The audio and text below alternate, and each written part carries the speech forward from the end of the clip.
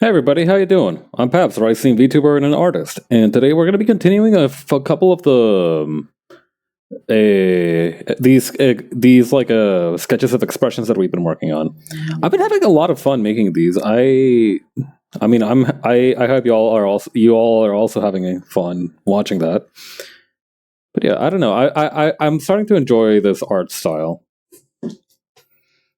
I think if I keep working at it, I can make it into something really special.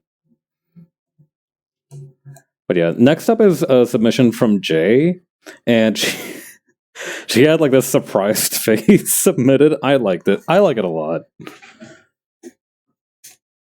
Yeah. Okay, let's get started on this right away. I feel like because now I stream very, shall we say, like sporadically. No, it's not really sporadic. I don't know. Like, can you call it sporadic if you still do it like on a schedule? Hmm. It's hard to say. Maybe I'm confusing sporadic for spontaneous. I think sporadic does just mean not very often. Or actually, hang on, let me Google this. Sporadic. What's it say? Occurring at irregular intervals or in isolated, scattered places, having no pattern or order. Okay, no. So sporadic is not the term that I'm looking for. Sporadic would be like if I was like, okay, I might stream once a week. I might stream twice, and also I'm not going to tell you which days I'm streaming. Even for a shameless person that like me, that might still be a little. Well, I don't think anybody would get mad, but I hope somebody would get mad at that.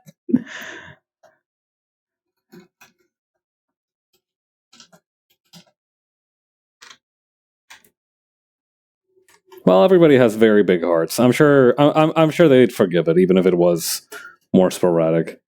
But yeah, I guess the term I was looking for might have been like irregular or something. Since I've been streaming at these kind of irregular. No, that's also not true because it is regular. Diminished? Possibly diminished. I think diminished might not be a bad term for it. Also, it's kind of satisfying how this vector line kind of just got cut when I hit it with the transformation. That's interesting. Also, I was thinking about something. Or actually, wait, no, hang on. I know what's bothering me about this. It looks like she's facing her right, our left. Wait, no. She's facing her left, her right, our left, and I made it look like she was facing her left, our right, because of the stronger definition, right? Because like, if you were to think about the head, right? If you had it at a 3/4 angle, this part would be a little bit less defined because it's just cheek, but then this part over here would probably be much better defined. I think that's what was bothering me, and I think we, her head isn't like 100%. It's almost like dead on, but it's also not. There's the tiniest kind of curve to it. It's got a little bit of spin to it. A little bit of spin to this billiard ball. Oh yeah. The other day, Jay made some pretty great art for V's birthday with the help of another artist. I forgot the artist who helped, but yeah, it came out really well.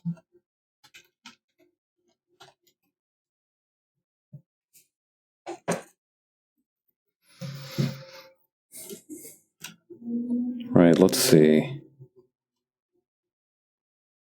The Rise. Hey, Cappy, how you doing? Welcome to the stream.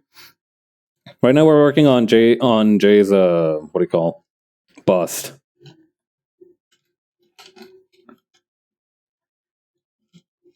Feels weird. I know that you would call these like busts, but whenever I think of bust, I think of it in terms of like statues.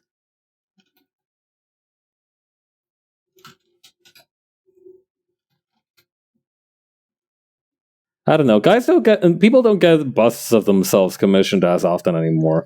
I feel like time was you could get one of those suckers commissioned on the cheap. Well, not even on the cheap. Like there were the skill set was available. You know, I think they still make you do portraits for the White House. I know King Charles, I'm pretty sure is his name. The guy that took over after the old hag died. That guy had to get his portrait done as well, and it looked horrifying. Hang on, let me see if I can find that as well.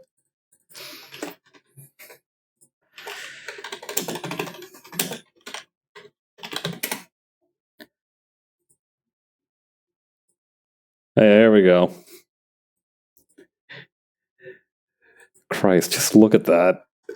That is such a horrific image. They just let the artist who made this just do whatever the fuck they wanted.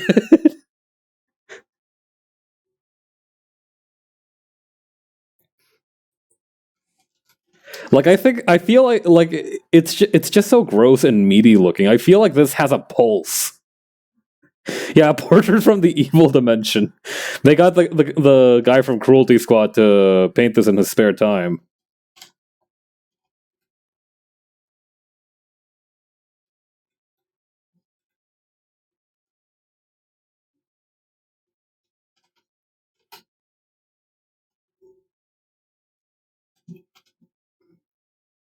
It's our dimension. Oof. Well, it's hard to say our dimension's the evil one, but it's also hard to deny it a little bit. It is what it is, I guess.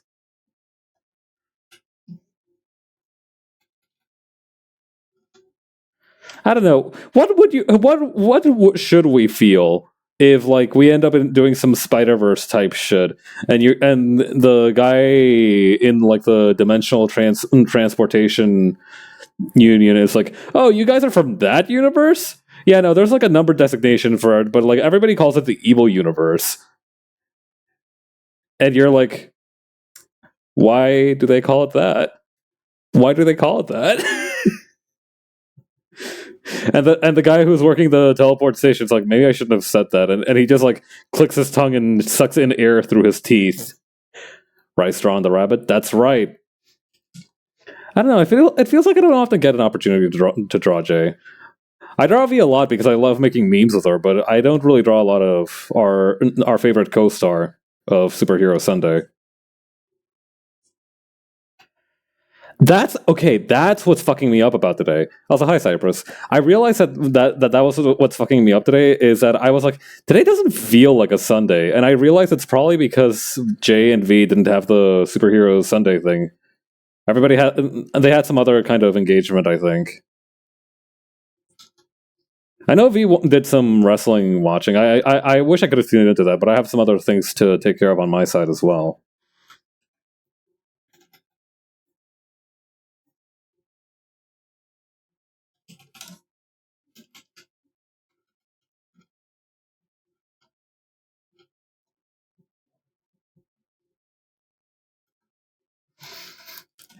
This expression is a little bit like the Tails gets trolled face.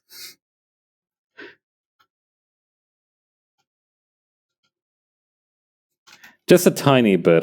There's like a resemblance.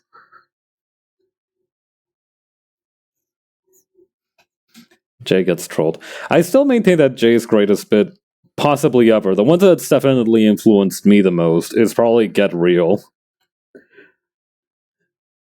I don't know, something about that just really tickles me.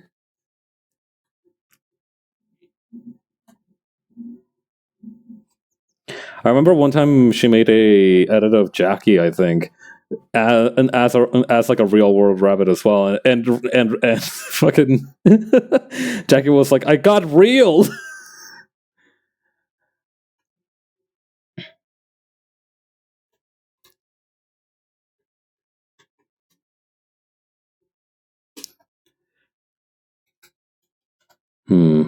I feel like the hairline is just a little bit shorter than that.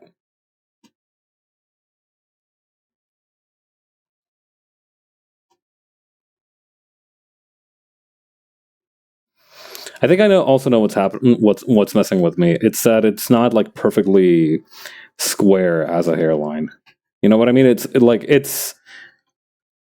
I feel like Jay's hair fringe. I think is the correct term. Hairline is a different thing. I'm pretty sure. Jay's fringe is like very rectangular almost. It's got a very solid shape. This one seems to be leaning a little bit on the right.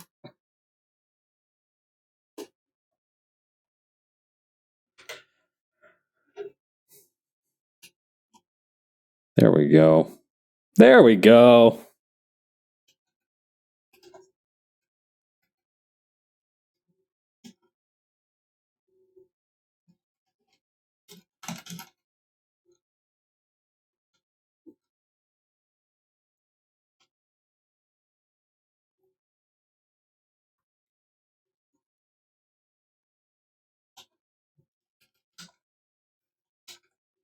I do like Jay's little fang. I do have a weakness for small fangs. In case that wasn't clear from my own appearance. Is there anything we're missing from our end? I feel like there's something more. May I could define the nose a little bit. Yeah, that feels much better.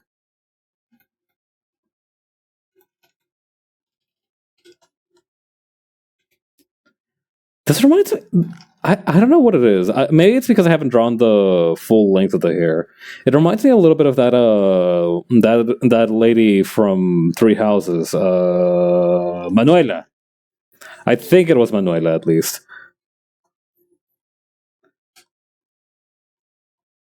Hang on, let me see if I got the right one. The MILF. Yeah, that's the one. Yeah, that's exactly. I don't know. I didn't play that. Yeah. Let me see if I got it right. Yeah, there we go. I think it might be the forehead. I don't know. Am I onto nothing? I feel like my ability to say that this person looks like this or this your face is similar to this. I feel like I don't have the greatest skill with that. It's not quite on the level of face blindness, I wouldn't say. Hmm. If we added a mole, the resemblance would be kind of uncanny. I think it's also like the curls going inward.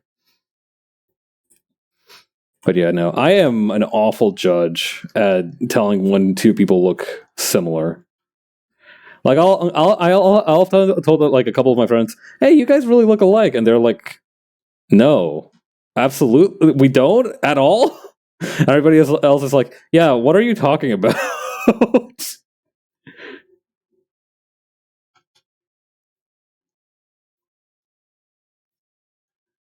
Uh, His ass is not cooking when it comes to determining people's facial similarities. Also, this mouth needs to be a little bit narrower.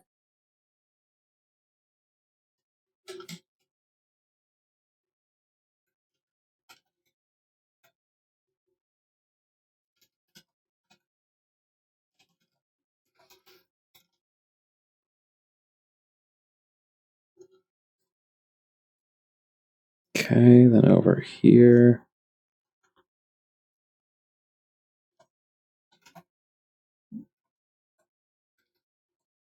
There we go.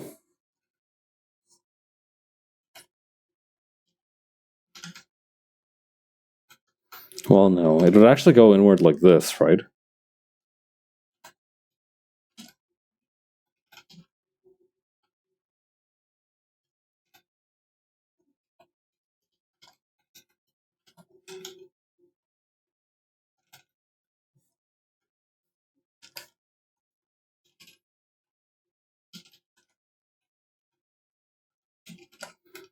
Hmm. I do like how crisp the lines on the reference for J are. Very clean.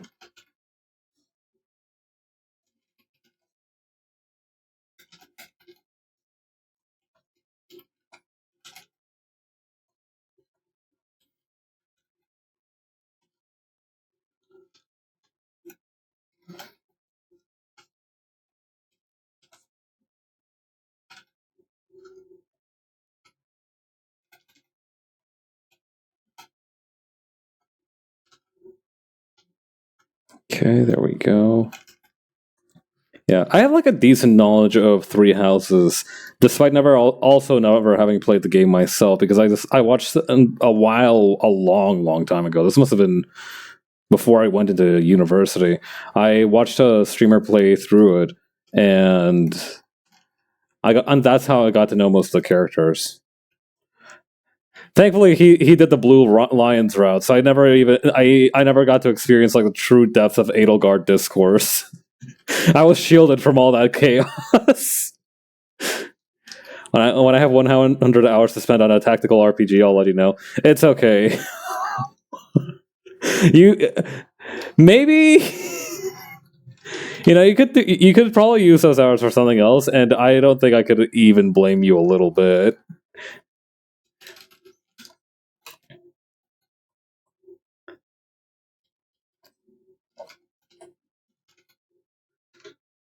Actually, I think I'm gonna make the mouth wider again.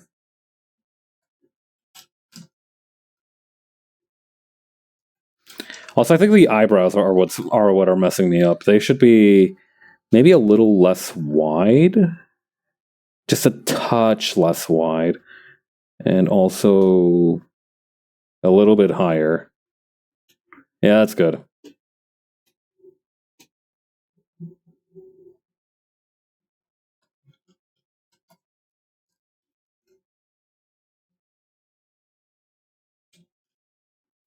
Maybe it's a little too high, actually. Yeah, because if you think about it, your eyebrows, unless you're expressing you're like purposefully exaggerating the expression, they would not be able to clear that distance. I'm afraid. I don't know. Is there like a world record for eyebrow raising? Like, is there one person on Earth who has like the singularly most powerful eyebrow on Earth? Do we have a dude walking around being the Yujiro Hanma of eyebrows?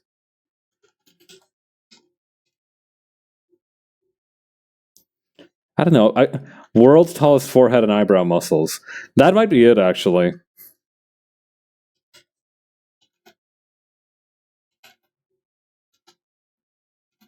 I don't know. Ever since I saw the H Bomber Guy video on friggin' Damita Yariko, or I guess a Roblox oof sound, it's been a little bit difficult to take world records seriously. Like, obviously, they still did something impressive. It still has to be like a big, showy thing, but it's like I feel like their integrity in my eyes has degraded significantly. You you try to go for the world record of world's tallest forehead and eyebrow muscles, and they graft like extra inches to your forehead.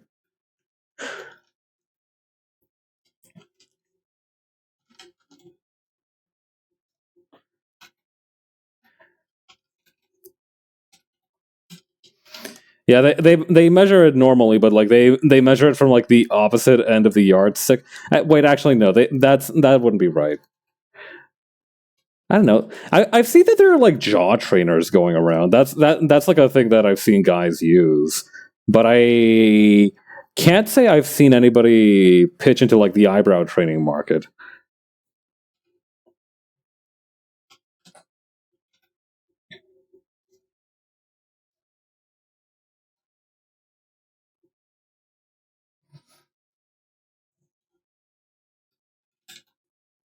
Hmm. I don't know. That might be an unexplored niche in the personal training community.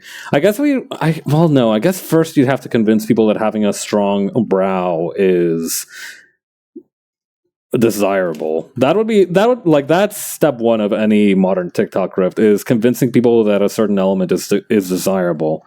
Well, and it's easier, right? It's easier if it's something that's been traditionally desirable, right? Like a lot of dudes want to have a lantern jawline because it looks very manly, very macho. But like I don't know anybody who's walking around being like, yeah, man, you know who, you know. You know whose eyebrows I want to have? You know whose like brow shape, brow definition I want? I want fucking hang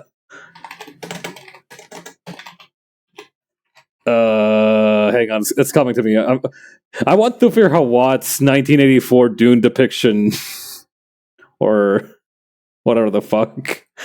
Hang on. Let me pull up a picture of this so I don't sound insane. This is the kind of shit I want to be on. Although to be honest, that's not really brow definition as it is like brow hair density. You could probably achieve that without doing like that pulling machine exercise with your eyebrows. I imagine some manner of clamps would be involved. I reckon you would need some clamps.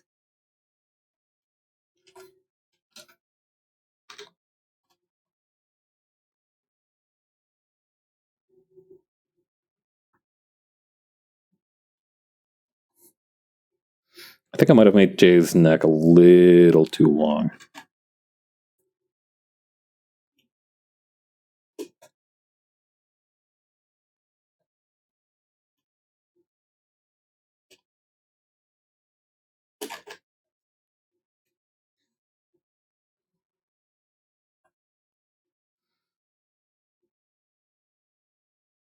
But yeah, the biggest shame about TikTok riffs is that they only look easy. I imagine it's actually quite. It's not particularly like you need a lot of capital to pull it off. So it's not like an accessible kind of grift, right? Like not just any old schmuck could go into TikTok and earn a lot of money. You need some startup capital first, and I think that's what irritates me most of all about it.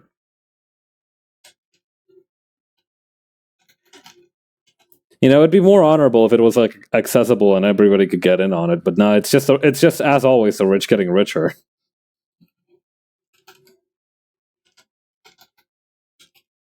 I can't agree with it on that principle. I don't know how TikTok works. I'm too afraid to try by this point. Big same. I don't have a TikTok account, and everything about it, just everything that I've done to interact with the company's service outside of the application has completely turned me off of the prospect of getting one. I mean, if I want to get, from what I understand, if you want to like gain a lot of traction these days, it's like the number one place for that. But I'm not trying to gain traction, so that's not really a benefit to me. But yeah, no, it's like for example, right? I have a friend who does have a TikTok. He watches TikToks from time to time. He sends me the ones that he thinks I'll like. I appreciate that. It is a form of love language, just sharing the random memes you find on whatever social media you're on. But one time I tried to access it through my mobile phone, right? And I tried to access this TikTok through my mobile phone, and what I found is that it led me to a link outside of Discord, which is normal. And it created a pop up that was like, "Would you like to download the app instead?" And which is also normal. That's annoying, but can't really escape that. That's everywhere these days. You can't really escape that. And then I click away from like, oh, we save cookies. Do you want to do your cookie settings? And I was like, yeah, okay, turn off everything but the necessary ones. And then I was at that screen, right, where you see the little like circle button with a triangle that means play, right? And when I clicked on that play button, it sent me to the App Store to download the app. I was like, oh, maybe I tapped on something wrong. No, it just does that. I don't know any way to actually watch the video on mobile without downloading the app. What the fuck is up with that?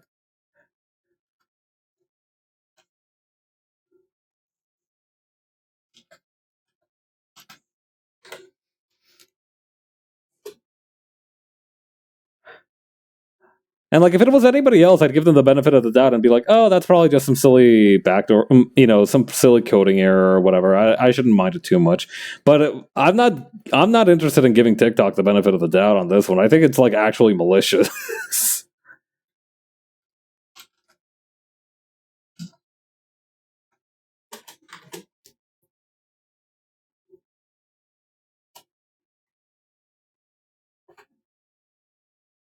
It's literally download our app or it won't work. Yeah, exactly.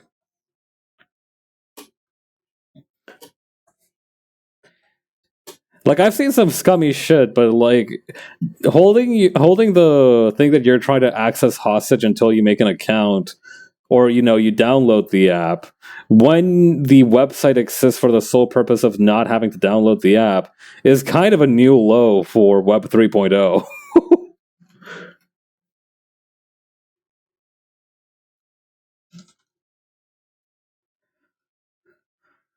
Ay, ay, ay. Well, there's nothing to be done for it. Oh, yeah.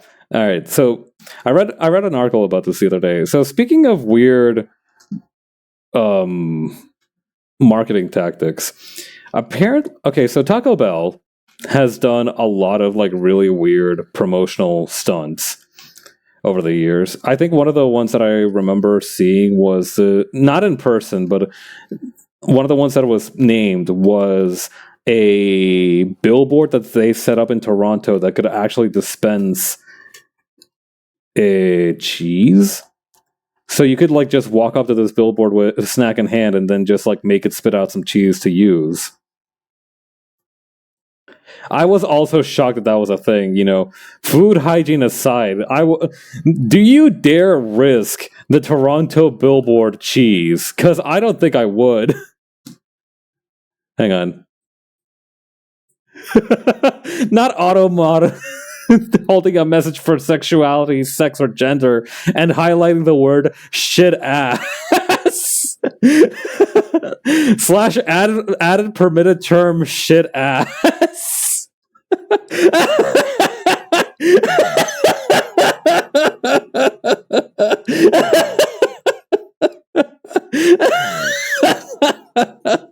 Oh my god. I feel like I'm dying. I need to drink some water.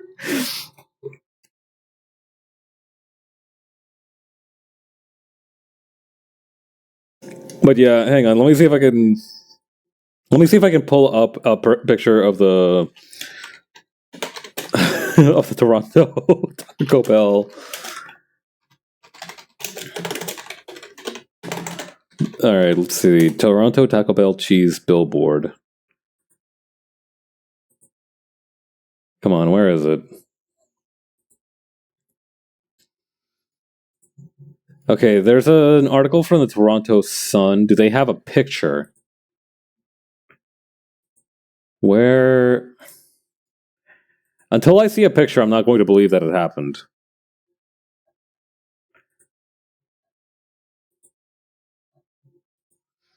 Okay, it's pissing me off that there doesn't seem to be a picture for any of this. Did they just like tell people they did it and then they got away with that? Is that allowed? It just feels weird that there's no photo evidence for all of this. Hang on, where's the web browser? Hang on.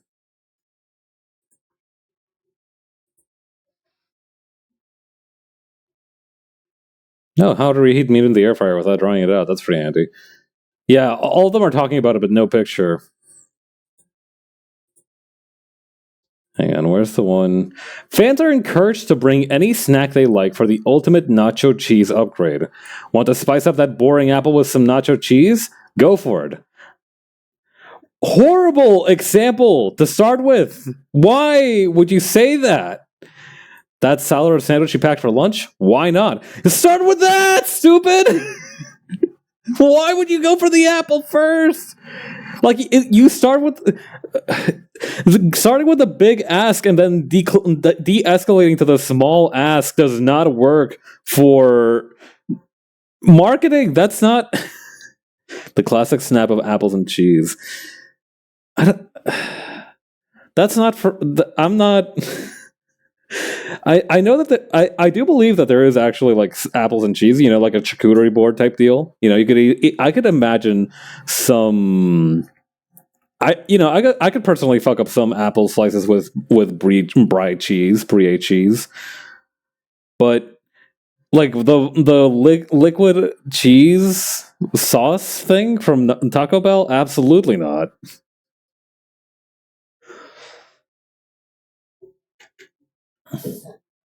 Maybe it's because none of these are Canadian. Hang on. I think only one of these might have been like a Canadian press. I mean, what? Okay. All of these are from 2022, 2019, 2019. Doesn't okay, this one doesn't cite a location. Okay, if I activate this map, it's gonna dox me.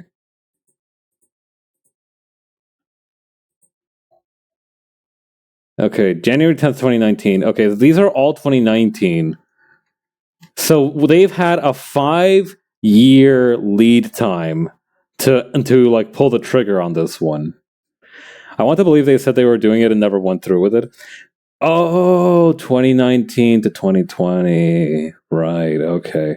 Never mind. I thought for sure this was like a post-pandemic thing. This sounds like a post-pandemic kind of project. But I guess it wasn't. That probably explains why it kind of fell through.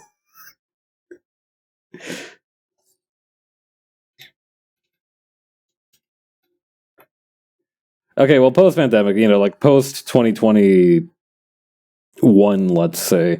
That's generally when people started doing crazy shit and started making public events again. God, that also does mean that there's an opportunity for this event to like rise from the grave, like some kind of marketing stunt zombie. I think now I have to live in perpetual fear of that. Every day I thank God I don't live in Toronto. I think that would actually be how we get villain paths. I don't know. Something about Toronto makes it a particularly godless place.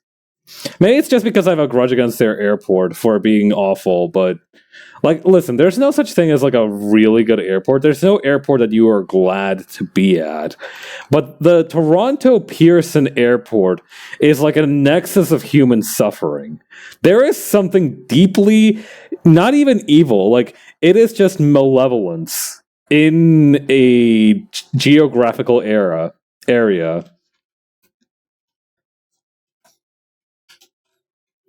Like they need to get.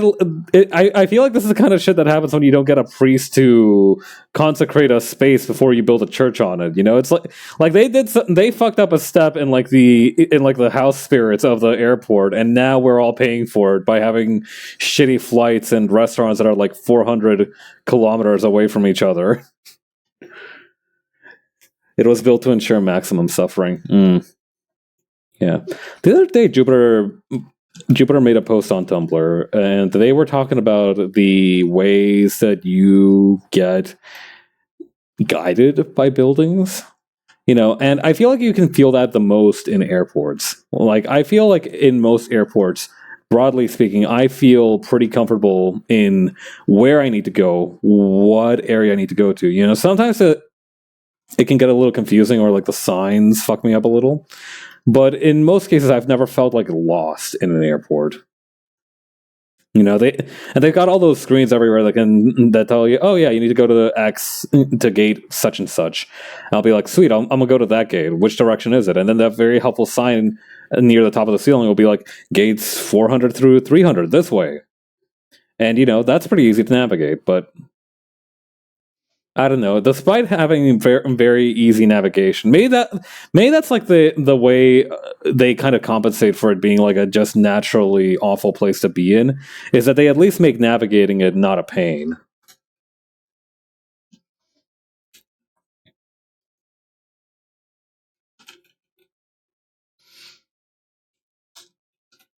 I will say there are also the one place where I haven't felt like guided at all. In fact, I felt kind of lost are like our museums or art galleries.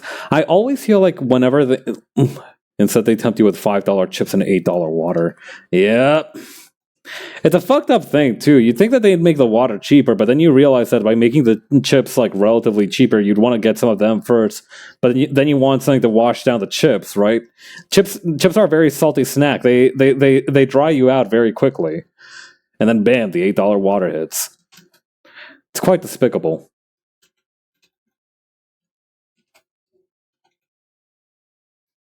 But yeah, I think we're pretty much done with Jay here.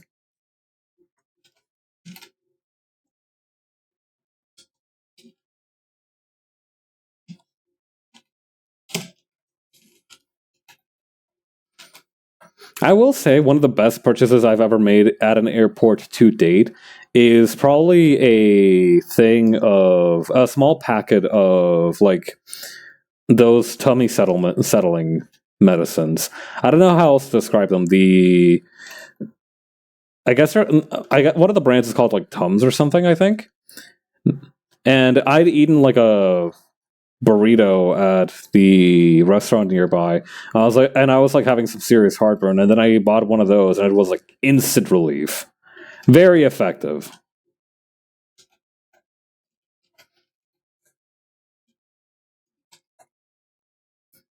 I never really used my stomach is broadly speaking kind of indestructible, so it was the first time I'd used one of those types of medicines. Burrito with rice is one of my favorite combos. That's right, it's so good.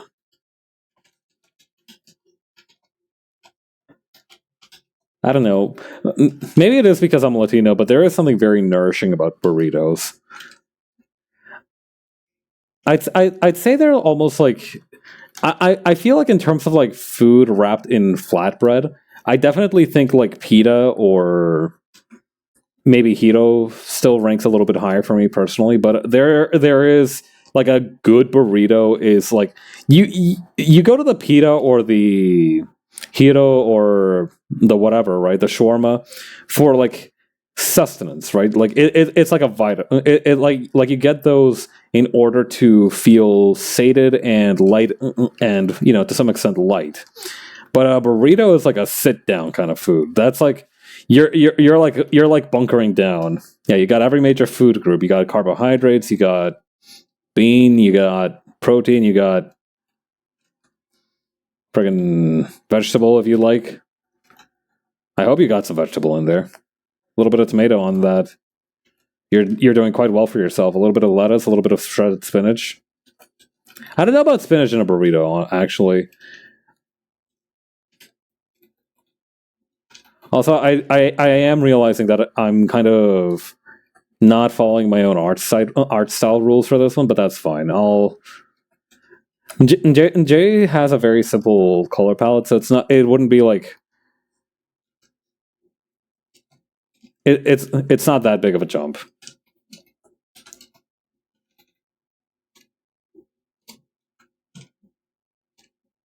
Okay, then over here. The line in the middle is a lot thinner, if I recall correctly.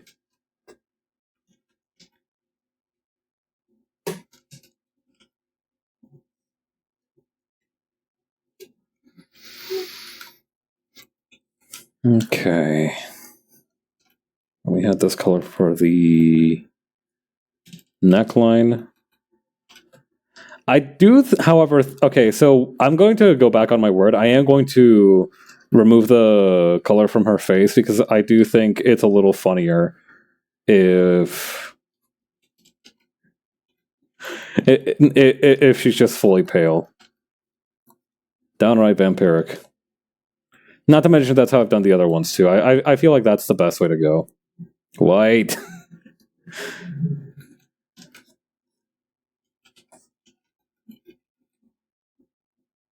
Okay, grab some of this, grab some of this.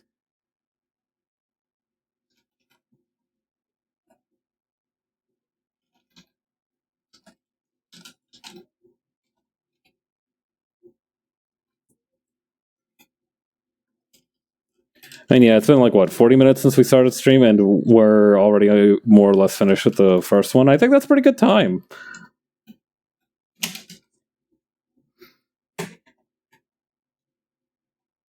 Okay, I think a good one for Jay would probably be like a darkish yellow, like a beige.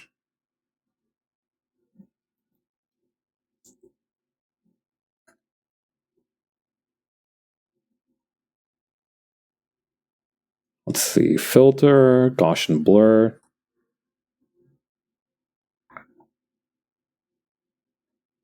Hmm. Oh yeah, I also have to figure out what color to make her actual line art.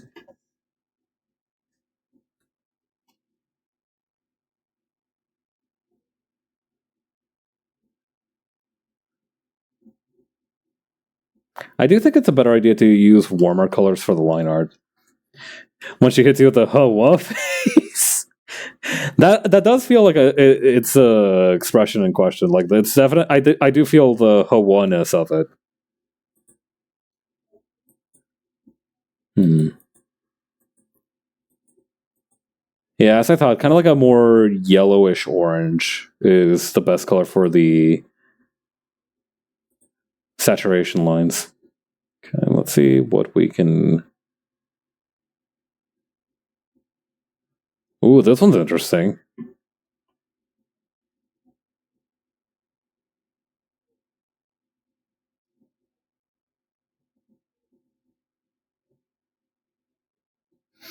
Okay, yeah, no, default seems to be the best. So, in the meantime, or actually, hang on, I got an idea for how to do this as well. Let's just select inside the face, expand by 1 pixel, and then maybe we can darken this one a little bit.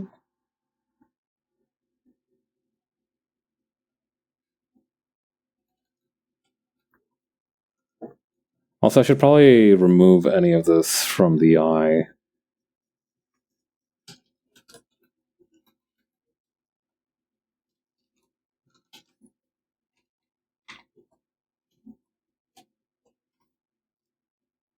Let's see.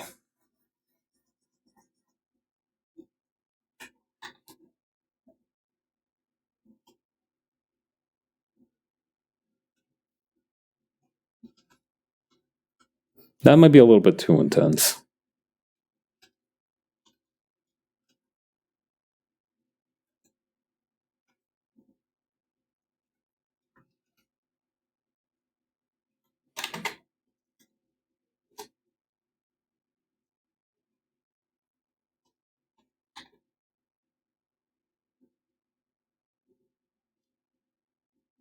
Like maybe around there should be good? Yeah, something like that.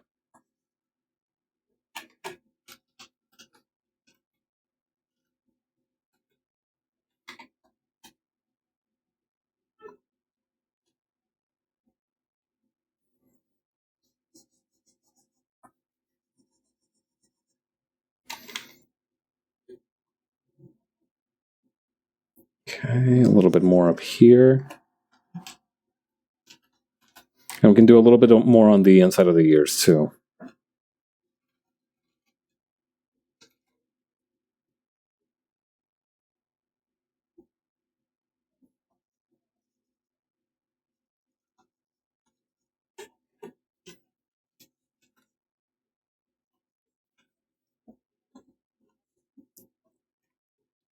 Let's do a little gradient on the cardigan as well. I feel like that would feel pretty good.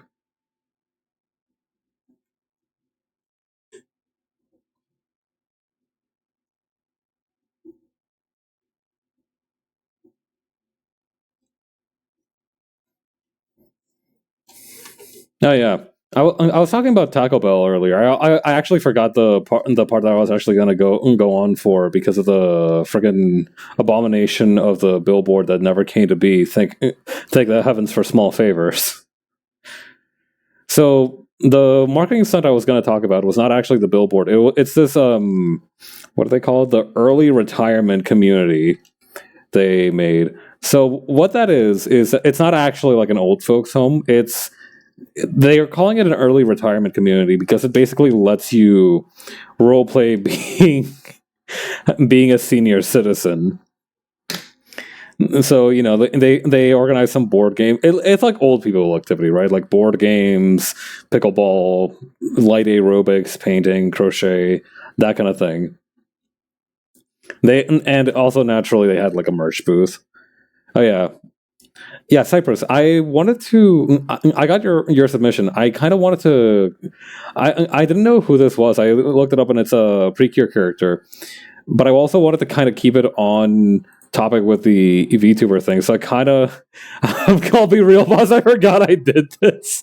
That's cool. This was like this was like practically a week and a half ago. This was like didn't understand the assignment. No, it's a really good expression. Like I'm glad you submitted it. I am, however, going to turn it into Ina for the sake of the bit. I realized I never actually drew Ina in this outfit, and she's one of my favorites. So I'm going to do that.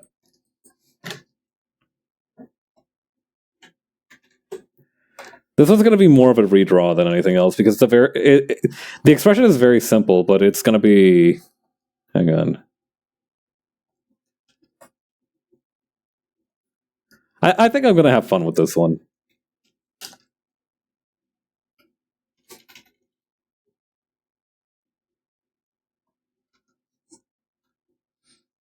Maybe a little bit thinner on the brush, so maybe like 20, 21-ish. Oh yeah. So at this quote unquote early retirement that Taco Bell sponsored, honestly, it sounds kind of nice. I would like to just have an afternoon of just like taking it nice and easy with old folk type activities. It sounds kind of nice. But yeah, no, people do whatever in marketing nowadays. I remember that friggin' of all things, McDonald's had tried to have that anime, right? Like McDonald's. I forgot that existed until like the article I read this from brought it up. I'm like, oh god, that did happen. It did happen, right? I feel like I heard some buzz about it for like a couple of weeks and then nothing happened. It did. Ah, okay. Yeah, like it's a lot like I don't know, like Neo Yokio. I remember Neo Yokio happening, and I remember watching Neo Yokio, but I don't like. It had like a zero cultural impact.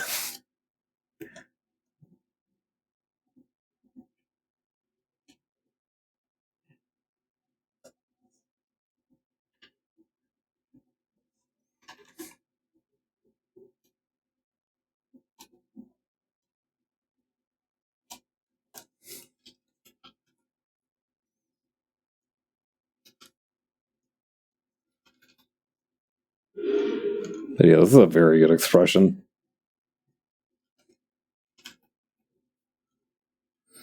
Let's set the brush size down a little bit again.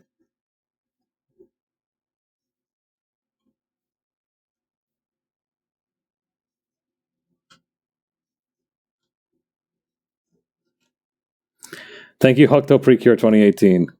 Oh, 2018. This one's surprisingly recent then, isn't it?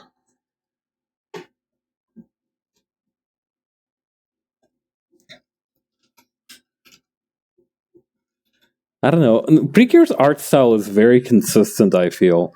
So like whenever a Precure like a picture from Precure pops up, I'm like, "Oh, this must be like from 2007 or some shit." But no, this one's from 2018.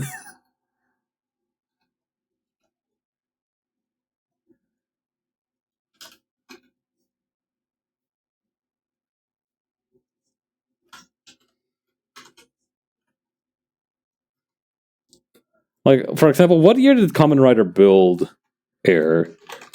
Because hang on. Yeah, Common Rider Build was from around 2017 to 2018 per Wikipedia. You're right on the money. So I was like, oh, Common Rider Build. That must have been from like 2014 or something. It looks like it was pretty recent, but I didn't think it was like that recent. I always think that like Toku and like Magical Girl stuff, particularly Precure stuff, are older than they actually are.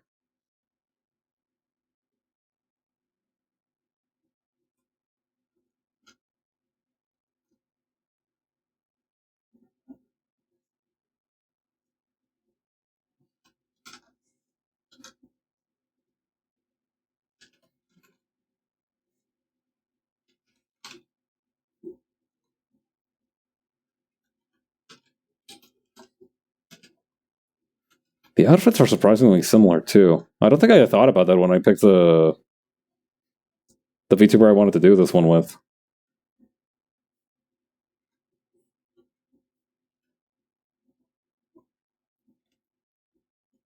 I mean, yeah, a little bit. From the shoulder up there, like from the part that we're drawing, they're similar. So it's very useful in that regard.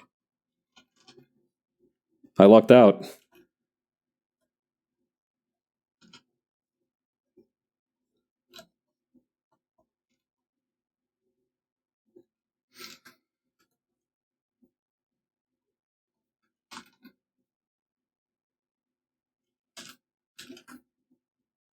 Although Ines has like the frills on the shoulder rather than having them.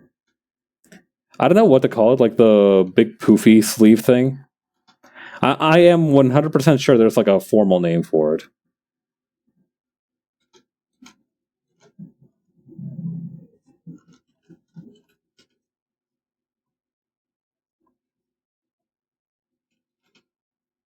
I do like the word pauldron. Like I know that that's not what what these are called, but pauldron is just a very good word. It's one of those words that sounds a lot like what it is. Like if you hit me with the word pauldron and then asked me to guess what part of the body it covers, I would probably say shoulder.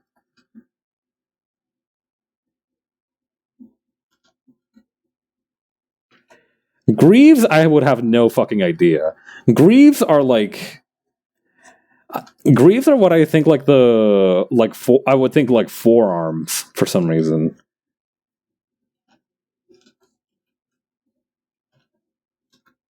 Hmm.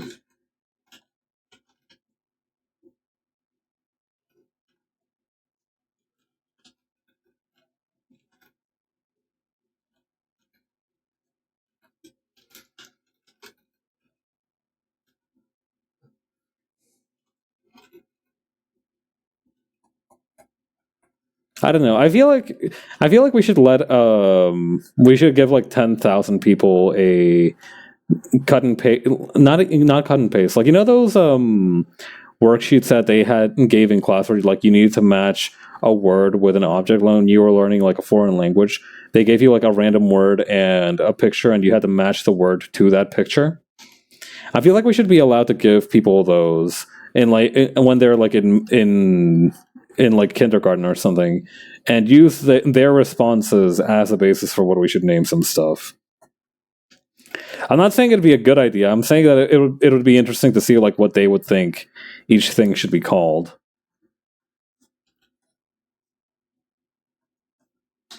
just off of instinct. The problem is that that's not going to be a very easily. You would need like a huge sample size. Like I'm talking like you would need like almost every school in the country to participate, because otherwise it's going to be like, and you would need it in different areas too. Not just English speaking countries. You need it in all kinds of places. I feel like this is a very dangerous line of thinking. I think this is how Esperanto was invented. Last time we tried to do some shit like this, we we built a really tall tower and somebody got really mad at us.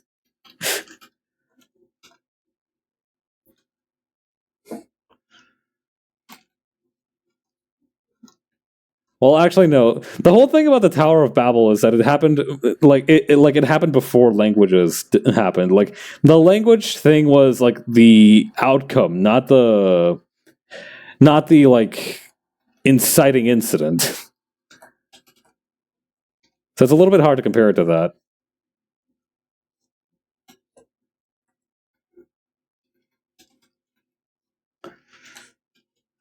I don't know. I don't know how many myths there are about language. Is the thing. Like the Tower of Babel is a pretty famous story about like why we have different languages and such. But then I don't know. I feel like I haven't heard a whole lot of origin stories for why there are so many different languages on Earth.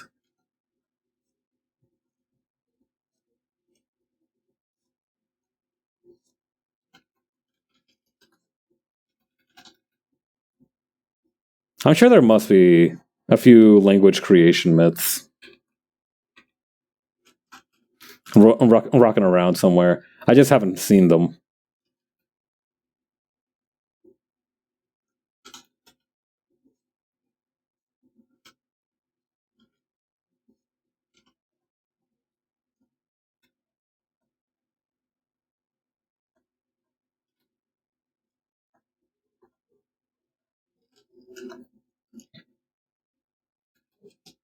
I'm not feeling right about that particular lock. I'm gonna put that back.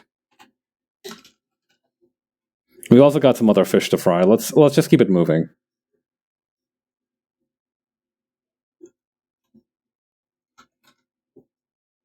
Why we all talk different? God feared our collective effort as humanity was enough to get it to heaven. Framing it through that device is a pretty hardcore. Makes it sound pretty hardcore. But like it's a very good summary of the story.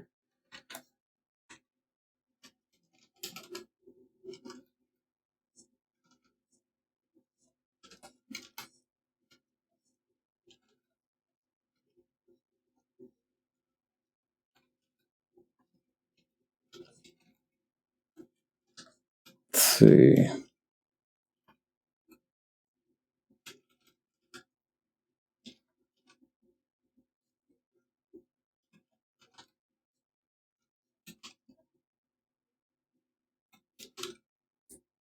Okay. And for the bangs, we can probably just do something similar to what's actually on the drawing here. Just add a big old gap for the side part there. Ina's hair always fucks with me. Some of it's hair and some of it is a sushi special. Ina's hair does force you to respect the hair tentacles. I'm a big fan of them, but I also recognize that they are like the singularly hardest thing to get right about her.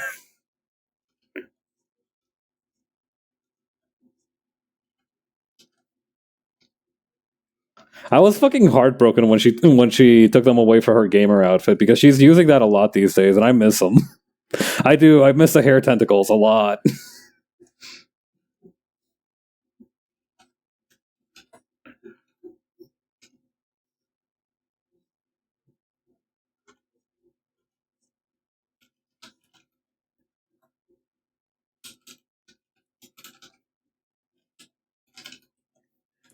Conversely, I'm very happy that one of the most consistent things about her is her little ear flappy things. Like these are so good.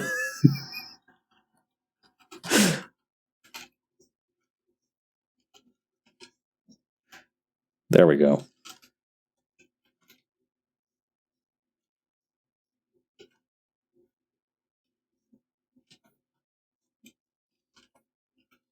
Oh yeah, she also has like the little snaggletooth, just like Jay, huh?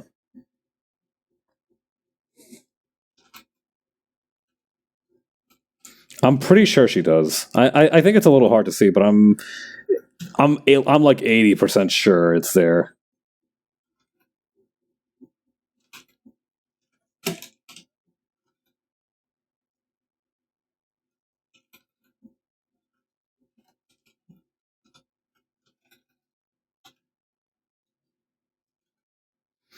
I'm going to make the frills a little bit bigger.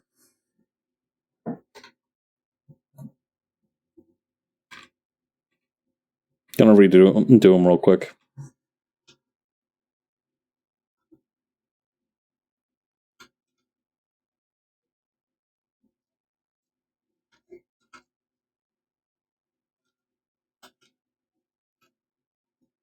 Yeah, okay, that feels much better.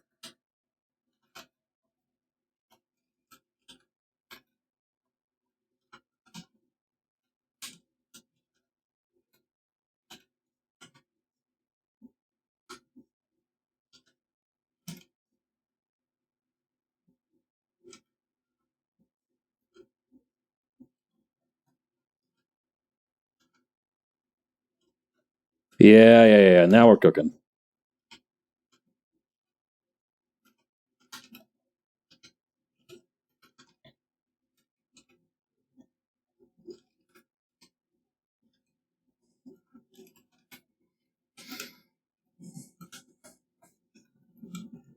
Also, I can't forget her pointy little elf ears.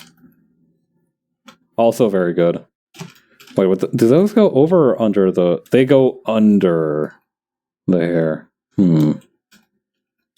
I'm sure it's fine if I make them stick out just a little bit. Oh, but then they'd... Okay, never mind. Hang on, let's do this instead.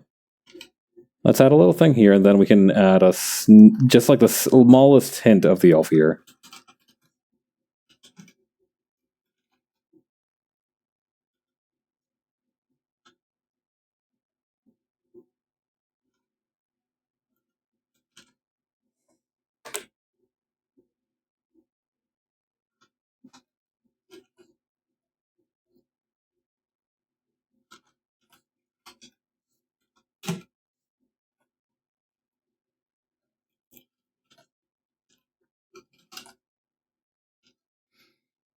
Hmm.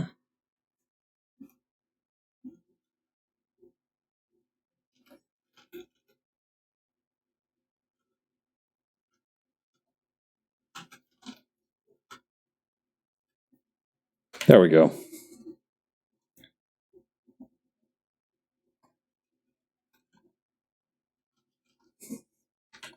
Oh yeah. Speaking of the hair tentacles, there was that one for her New Year's outfit. There was an alt where she had them sticking straight up like a pair of horns, right? That one was pretty impressive. I feel, I think like that, like our last week we talked about like VTuber defense mechanisms. I think like Ina's that should be like Ina's threat display. That should be the equivalent of like a bird getting really big and puffed up.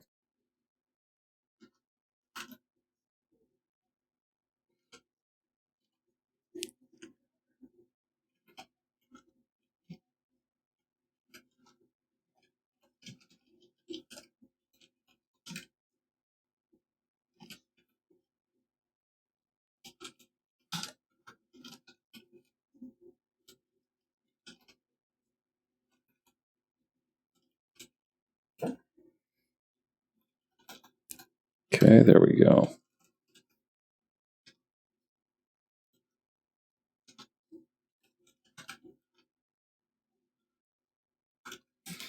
Hmm. Did I make the hair a little bit too complicated?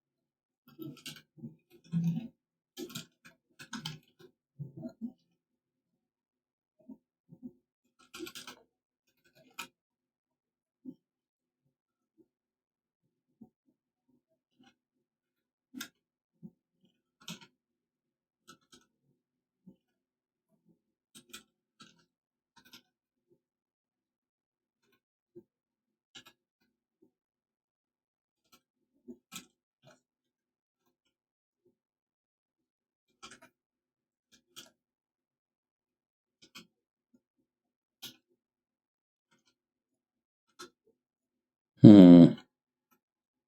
It's a little bit complicated, actually. She doesn't have.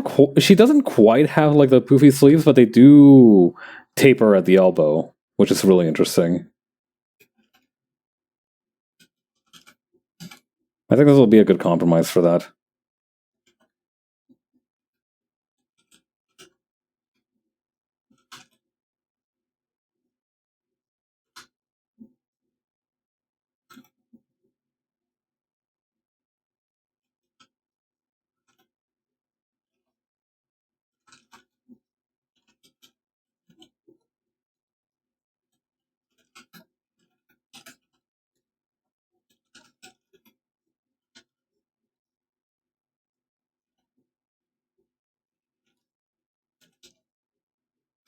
Oh, I forgot her diadem. I think that would be the right term. Diadema. I think that means we also need to make this part of the hair a little bit shorter, but that's fine. Okay, that's 5 little diamond thingies.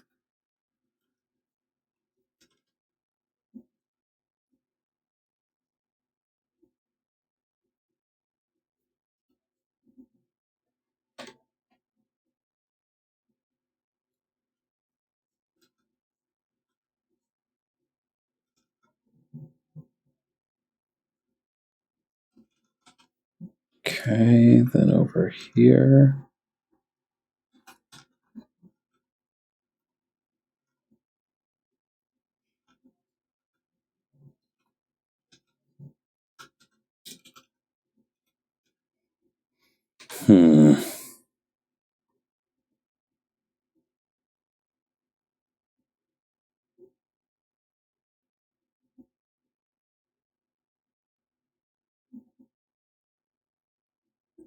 Little better, little better.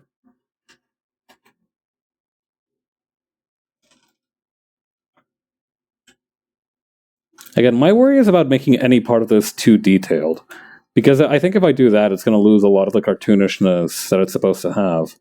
Right? Like, if you take a look at the hair and the actual expression, there's a bit too much of a disconnect. I wonder if there's a way I can simplify it.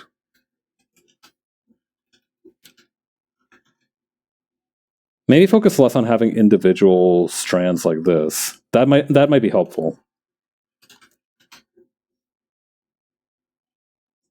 It's a slightly different vibe to it, but I think we can make it work.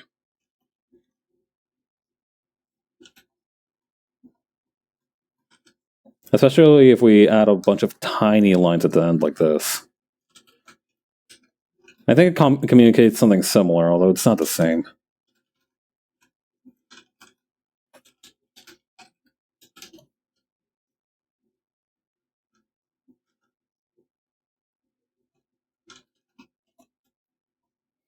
Well, it is what it is. I don't think this is a wrong decision, so let's go for it.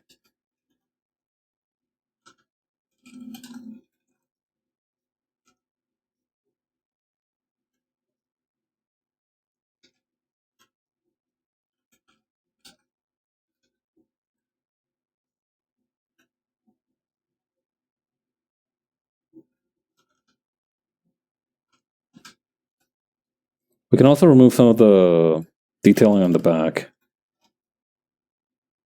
and simplify some of these curls. For example, making sure that they only have like one kink rather than like 4 or 5 like we had earlier.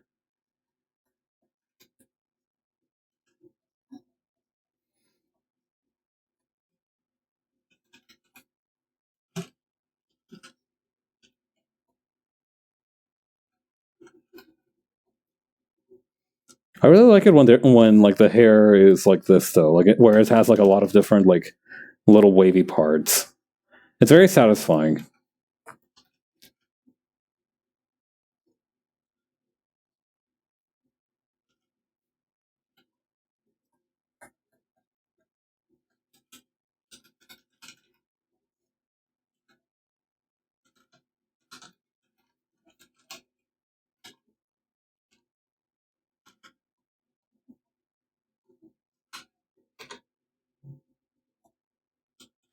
That's not gonna work.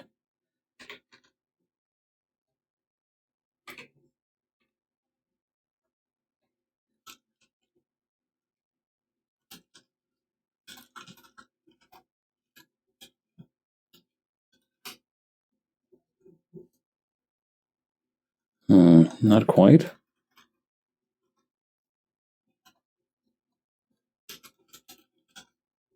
Maybe like that. I may increasing that curve there to make it a little bit more dramatic. I think that works pretty well.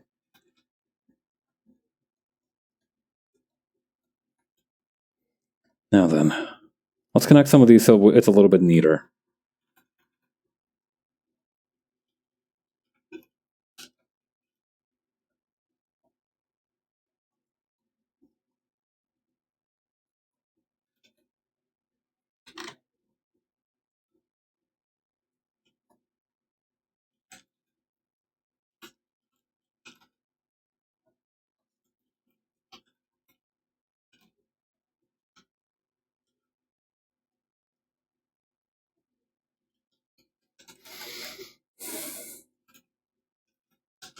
Oh yeah, I still have to do the diadem thing. Maybe I should simplify that too.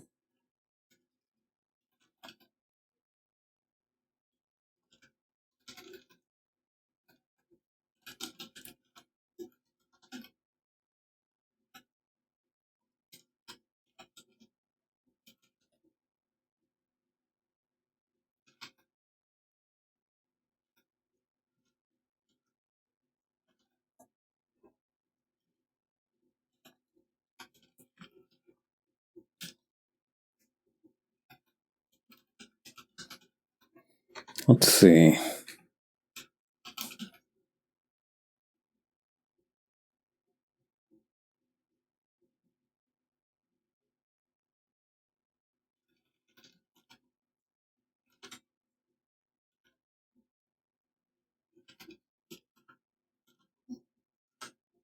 Yeah, that seems about right.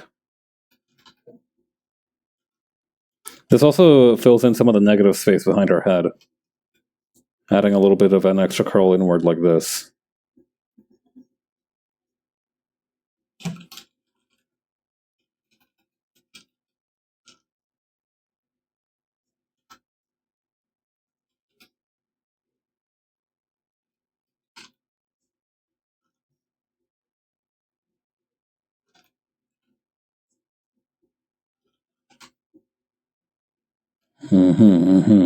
Okay.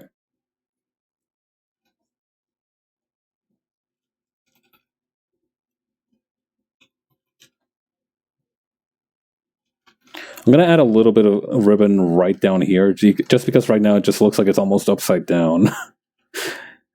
It's defying gravity just a tiny bit.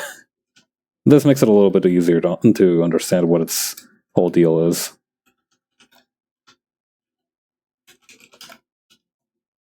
Okay, right. The diadem.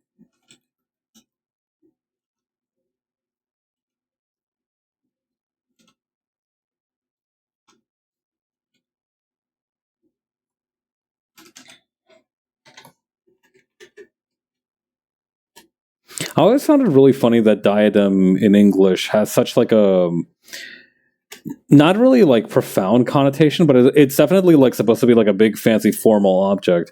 Because in Spanish we would call a hairband una diadema. So I understood what the word meant just based on that like very similar pronunciation, but at the same time it's like it's a little bit fancy for a hairband, isn't it?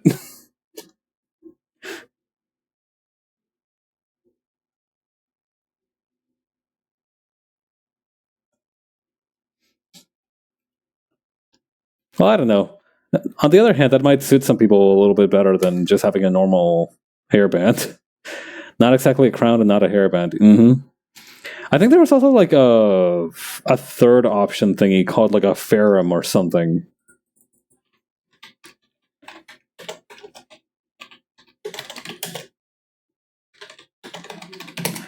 Hang on. Head accessory. Okay, ferrum seems to be like the name of a couple of other things, but maybe it's like a ferris.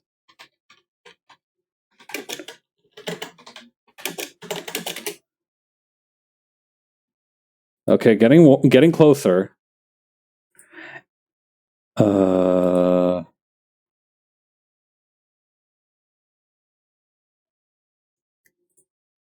Hang on, let me open up the web browser so you can see. So it looks a little bit like this, but I don't think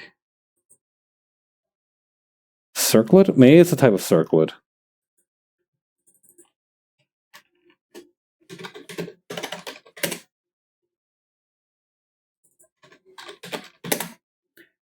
Not really a crown either.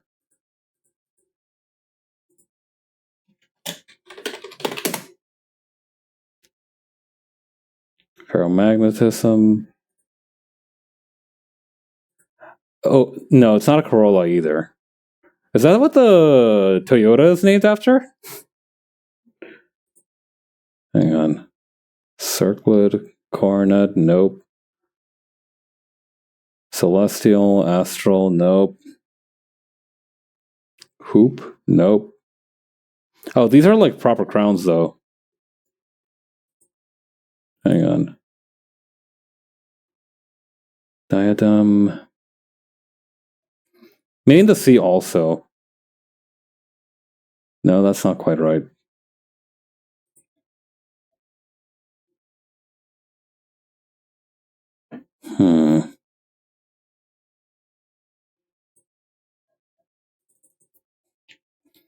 It's like a. Hang on.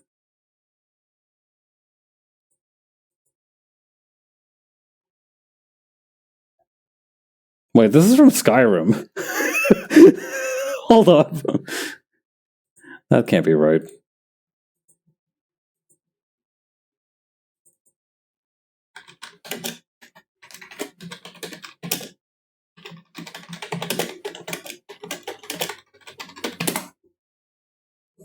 List of headgear. This might help.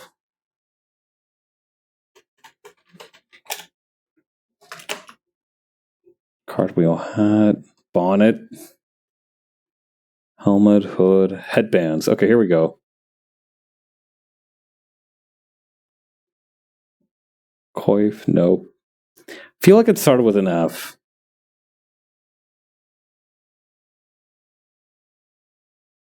Headgear, the front. Other headrest. Okay, this might be it. Visor, wreath.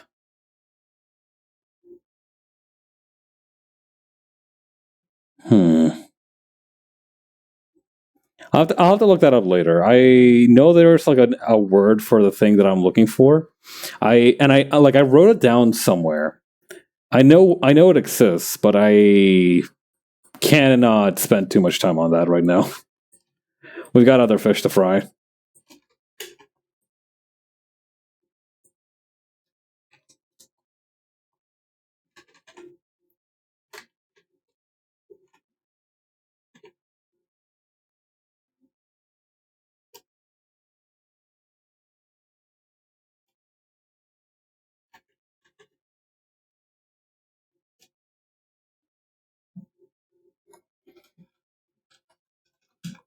Honestly, that seems pretty good.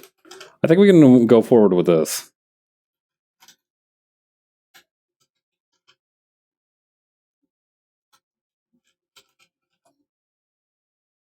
All right, let's do that then.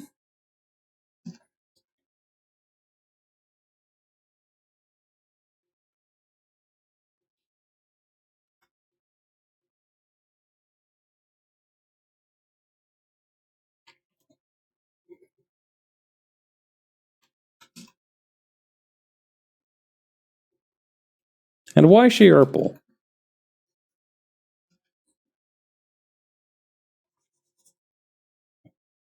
Okay, let's see. Let's actually grab these ones in the back because I feel like they also just confuse. We might be able to do some stuff with the what do you call with the shading to some extent. Let's wait and see. These ones too. Let's get rid of these.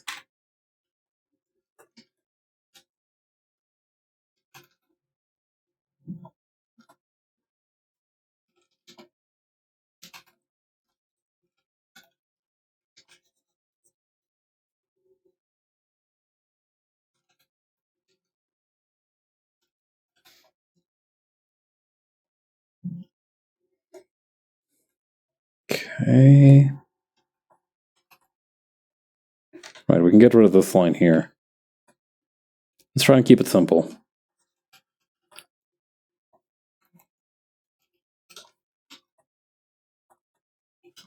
Single uncolored hair pixel after a paint bucket might below that. That happens to you too? I don't know.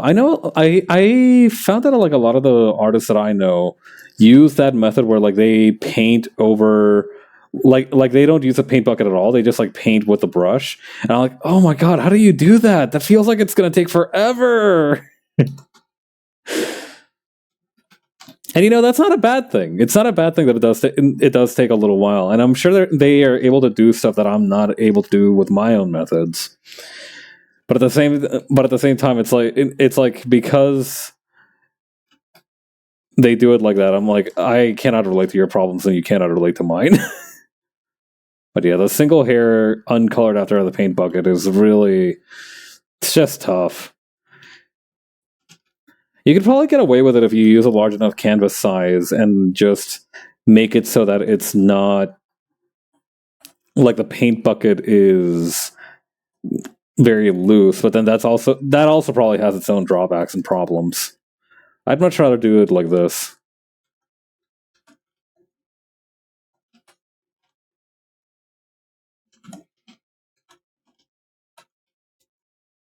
Another drawback, I think, is that it's probably easier for me to get lost in the weeds.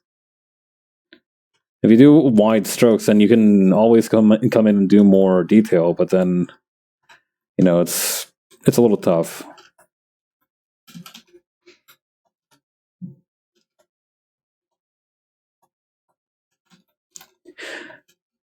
Okay.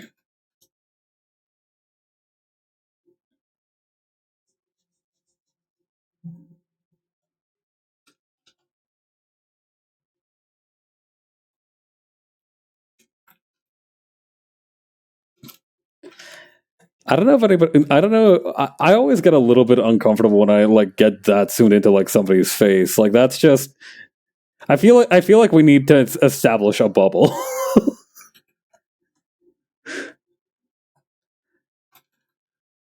Okay, one more. We do one more just so we can get the rest of the eye color.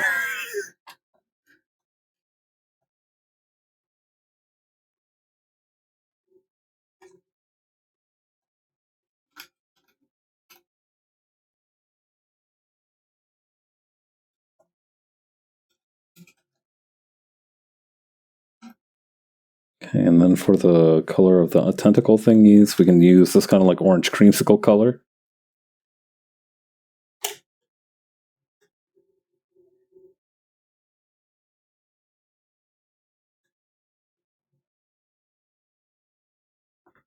Not quite.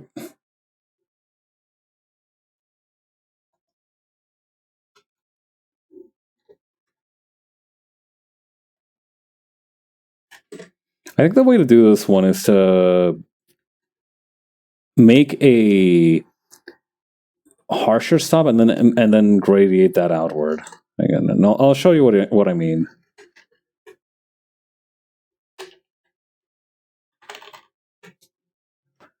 So first like this, and then like this. And we can just blend that in too.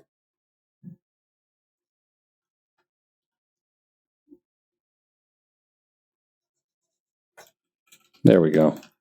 It's a little harsh though.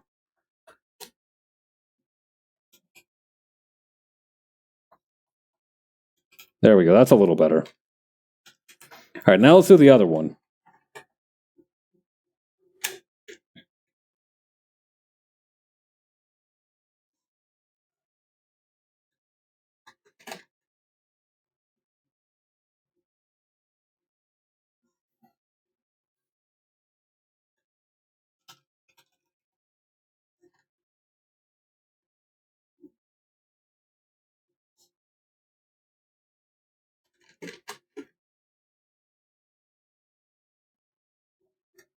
Alrighty.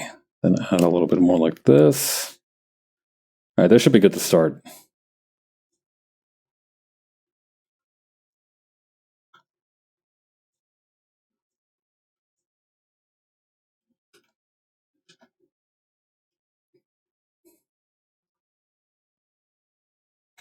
All right, the button. I should also focus on the buttons too.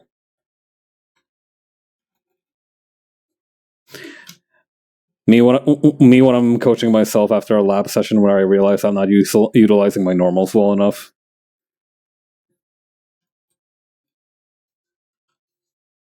I'm starting to think that I've become a little bit too addicted to that recontextualization method of humor. I feel like I'll be trying to tie anything back to whatever. I don't think the joke's quality has necessarily suffered for it, but I am starting to worry that it's just creating this unhealthy, almost pervasive need to relate everything to something else in my mind. I'm establishing neural pathways that should have never been connected.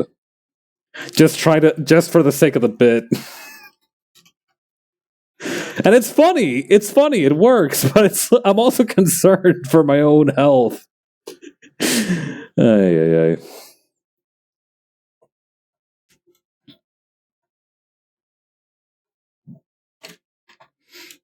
Well, I guess I'll have to wait and see if this has any long-term neurological impacts. Studying has actually become a little bit easier, but I don't know if that's because the course I'm on is using a better textbook or because I've somehow funny hacked my way into becoming a master of memorization and relating different concepts. I don't know. I definitely get the feeling that I was kind of dumber a couple of years ago when I was first doing this course, and now I'm a lot smarter, and it's just kind of easy. I guess it's a good thing that it's easier. I'm certainly not complaining.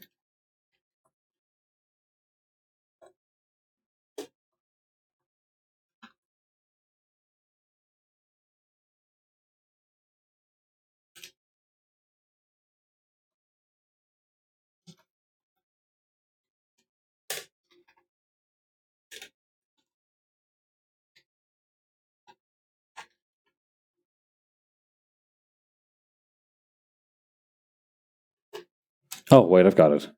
I was wondering how I should do like a gradient for the blouse here. Oh, wait, actually, hang on. I guess it's more of an apron than a blouse. Hang on. If I just add a couple of shadows here, and then use that to kind of inform the wand tool.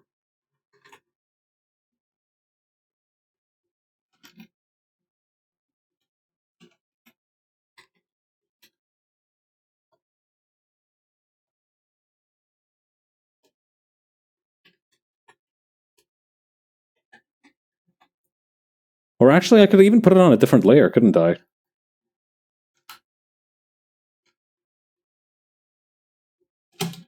If that's the way I'm going to do it. Yeah, this will work.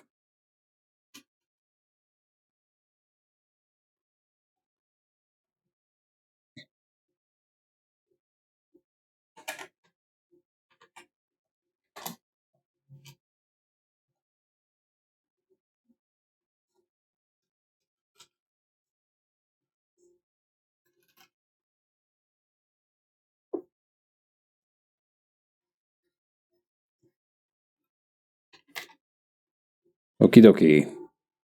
Then next up,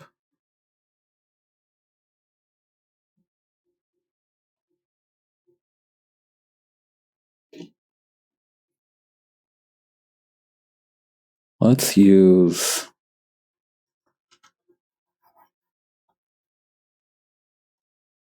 this part here. Okay, the wand select is going a little crazy again. How about this? Yeah, that'll work. Although, actually, maybe I use a different tone or something?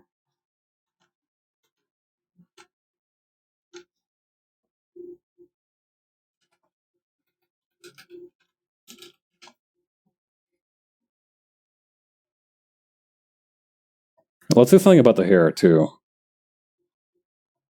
I wanted to add a gradient for that as well. But I didn't really get the chance.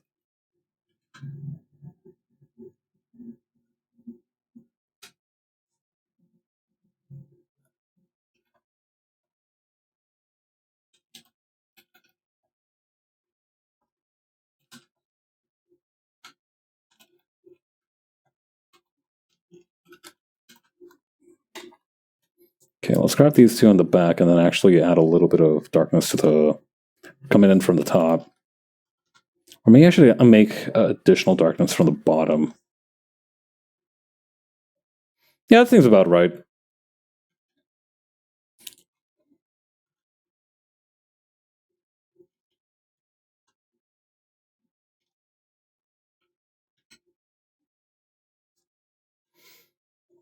I also want to add a little bit of a shiny effect to the hair tentacles. That's just for me. That's for my own benefit.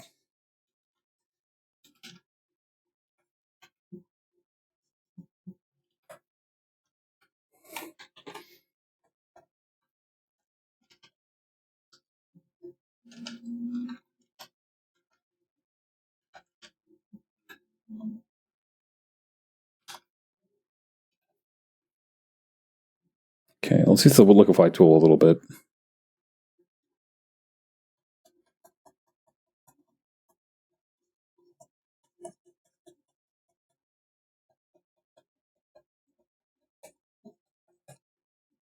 Then we can use the blur tool. I might use a fingertip. Yeah, that seems to have worked pretty well. I'm glad Ryan introduced me a little bit more to the uses of the fingertip brush.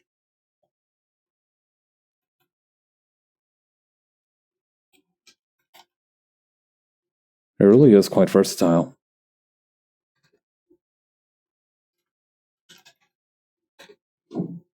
That being said, this line here is a little... Maybe we should just do it normally.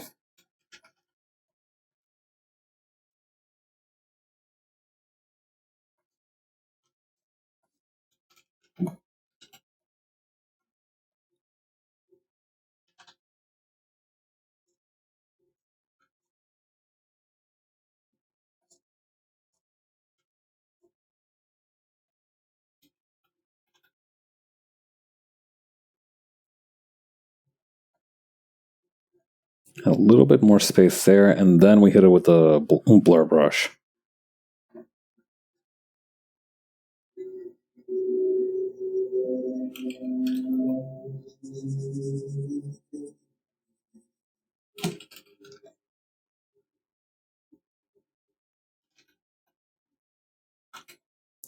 Ooh, actually, yeah, it's a little bit straying away from the original picture, but I think adding little white irises here is going to really bump it up.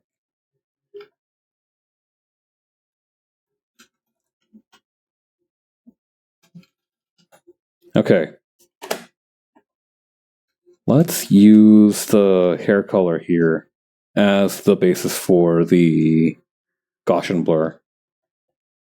I think that'll turn out pretty well. Although we might mix it up a little bit. Am I forgetting anything? It doesn't feel like I am.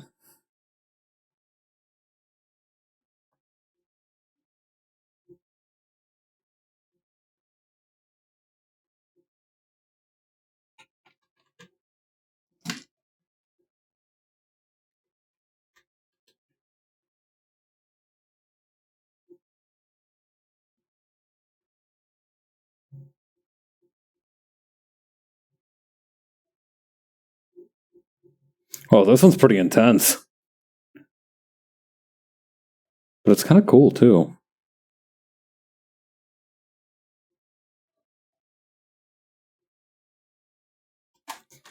Let's see what else we can play with. Maybe the saturation is what's the issue, is where the issue lies.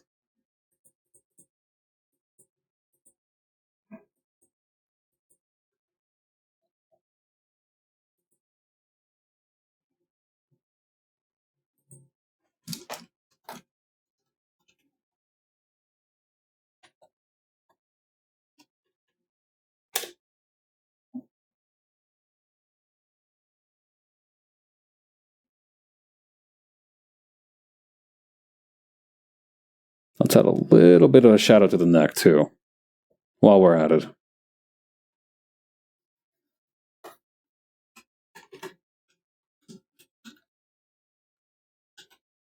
And remove a little bit from the eyes.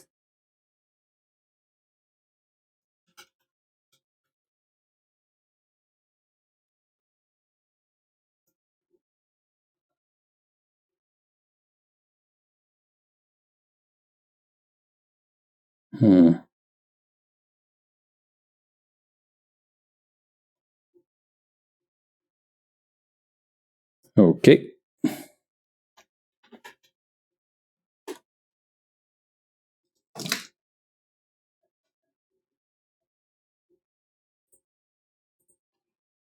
Let's make the portrait a little bit bigger.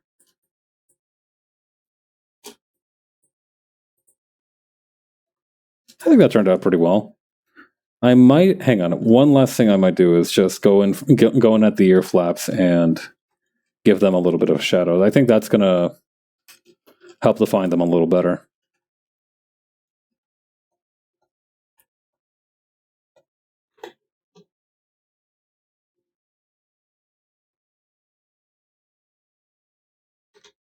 As for the line art color, maybe a darker blue? Maybe a brownish red?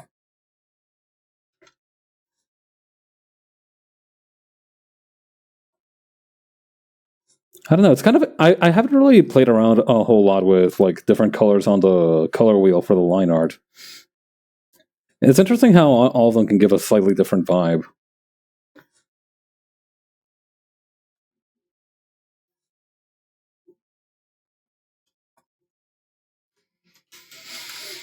I think that's good for now. Let's leave it at that. And move on to the next one. Which one did I have for next? Oh yeah, I wanted to do one for Zen's expression. I don't know. There's something I really like about like this smiling face that she has.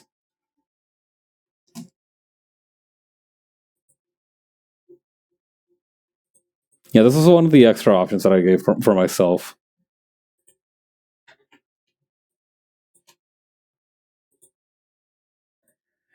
It's another one where they have like that kind of heavy metal type writing on the t-shirt. I wonder if anybody's made a render of it.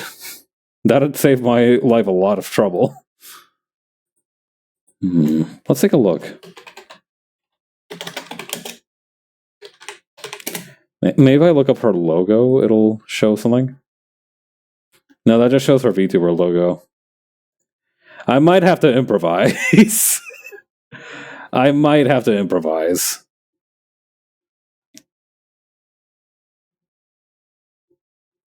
Also, I still have the Wikipedia page for hats open. I kind of want to draw your attention to this sick-ass hat. It's really interesting. It doesn't have like the hole for the head, but it has like that same kind of general shape. I really like it. Hang on, what's this? What is this? It's called a. Okay, I'm gonna do my best. Tilanga. A wide-brimmed hat found in Rote Island, eastern Indonesia. Rote Island is the southernmost of the inhabited islands of Indonesia, the island province of East Nusa Tenggara, not far away from Timor. The characteristic feature of the hat is the 40 to 60 centimeter high unicorn-like horn or plume sticking up near the front.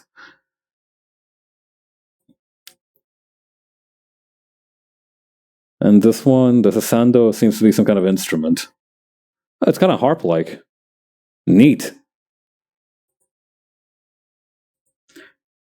Yo. These dudes know what's up.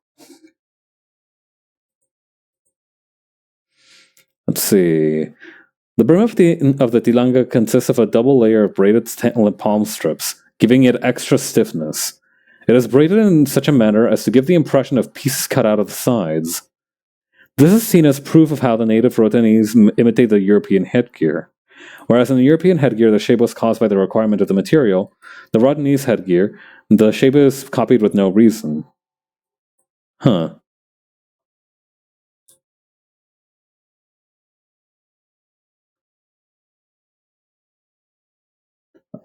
I think that's pretty interesting, and it's definitely I've definitely never seen a hat like that before. Ah, fuck! That scared me. The Vero Watts face. I'm Manuela. Ah. Why do I have so many scary shit? So much scary shit open.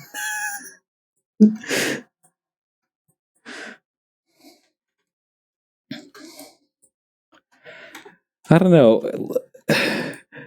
I feel like if my memory was maybe a little better, these sorts of things, or maybe if I approached my window management with a little bit more virtue, this sort of thing wouldn't happen to me. But I don't, and it does.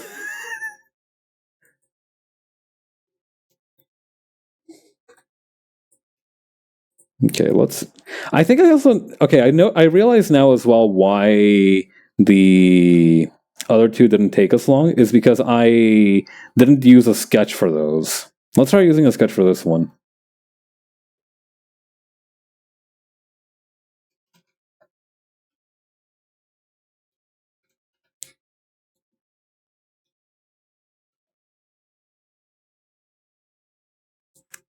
I don't know. There's just something about like this smile that I really like. I wanted to try drawing it as well.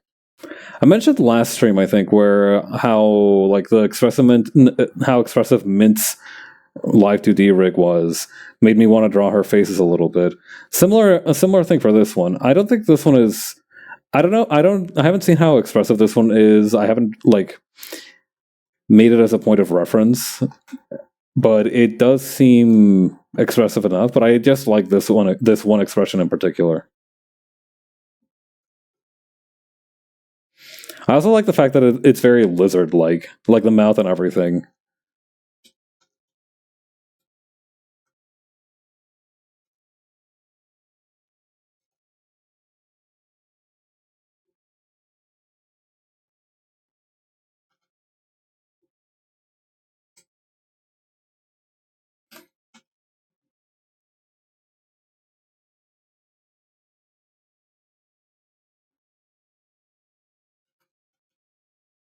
I also really like the detail of having the studded earrings on the horns. I think that's a really cool idea.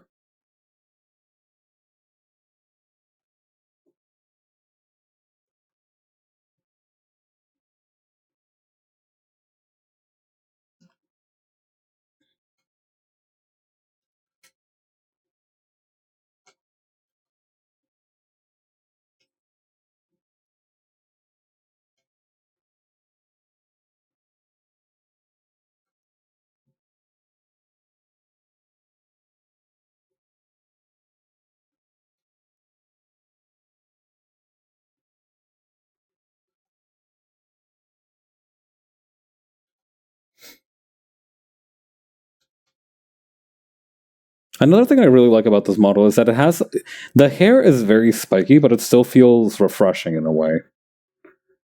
I think that's a very difficult thing to pull off. Like when you have like a lot of different spikes all kind of jutting out together like that, it can end up feeling very heavy. Like I remember when I was very young, right? I saw a render of Titus's hairstyle from Final Fantasy X, and let me see if I can pull up a picture of the guy.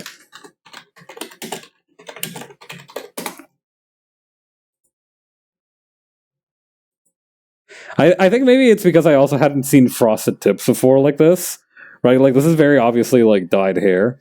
I hadn't really seen it in that style before, so and so I wasn't used to seeing it like almost being able to see like each individual like hair strand like that. Like for this one, they all felt very discreet. It looked a lot like a hedgehog to me.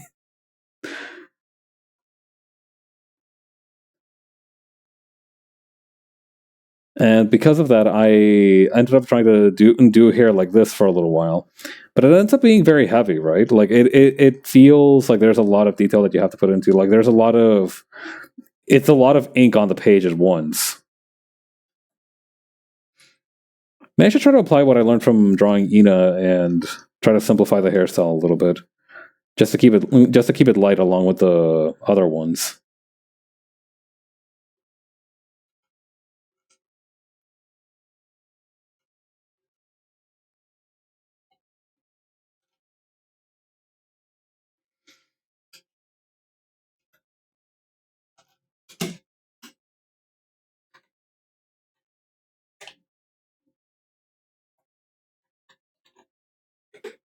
Oh, and the right layer.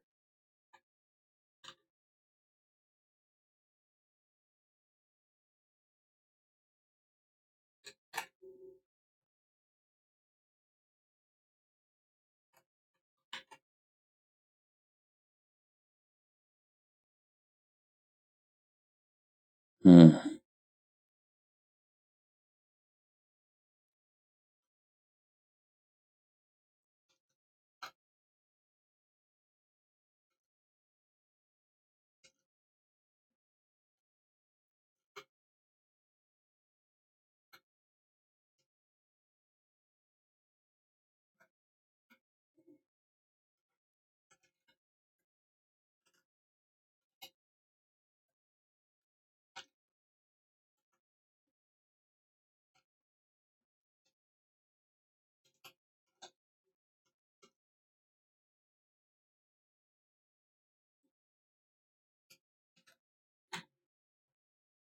Okay, I need to go back to the lasso tool. I cannot just keep using the square marquee. These are unworkable conditions.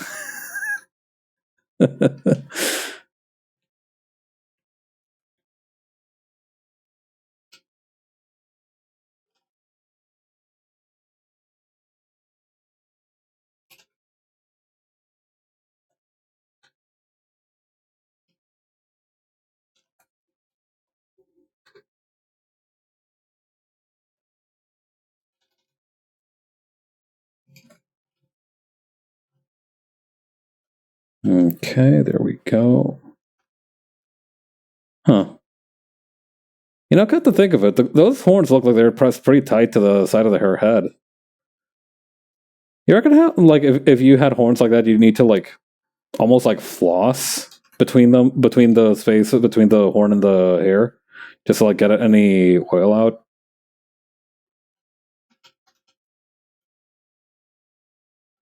They think horns that cause you headaches. God, yeah. It's gotta suck to be like a dragonborn individual, right? You hatched from an egg. You have fairly human features, but your main distinguishing factor is like two huge horns on your head. And aside from the neck pain of the weight from the horns, you're also the first in your species to get like the ponytail horn. Like it's like a really tightly wound horn that like juts out from the back, and it just like gives you a headache every day.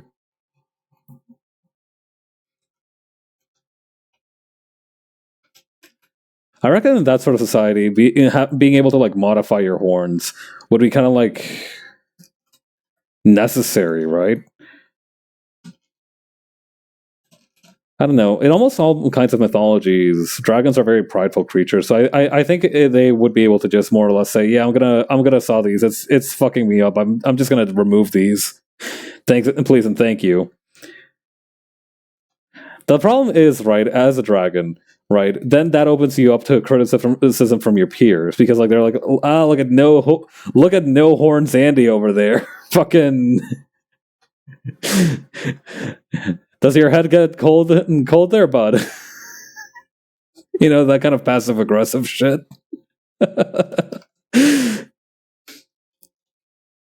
Hmm. Not a great sign that, like, upon conceiving of like a dragon society, that like within 2 minutes I was able to like create an individual who was being bullied. I don't think that's I don't think that's healthy.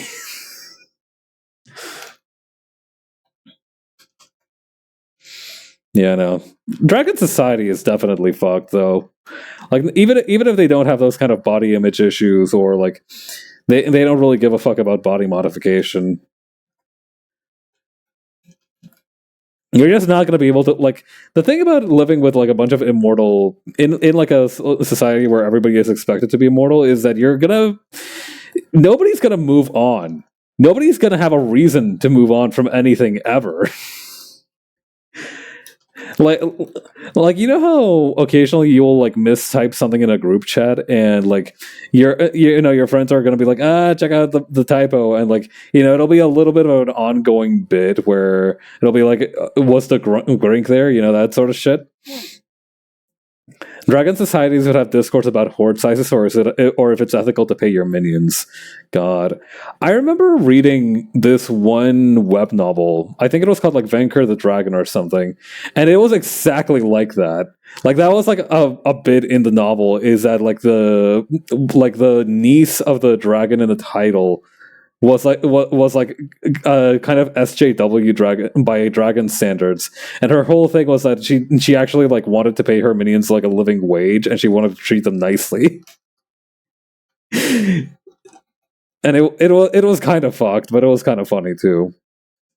Yeah, no, typo bits live forever. And imagine like, I don't know, I don't remember if like dragons have like a reputation for remembering shit forever. I feel like they probably do. And that's also like a big problem because like they're not going to forget shit you did. You're not going to be able to move on. Like one of the big benefits that we have as humans, is that we have a constant number of people just coming in and out of our lives. And obviously it's sad when people leave our lives, right? It sucks that somebody has to say goodbye first. But it also gives you opportunity, right? Like if you fuck up, and we all fuck up in one way or another, you have a way to move on. You can go to a place where like nobody knows your name, assuming you haven't fucked up on like such a catastrophic scale that it's become a global phenomenon.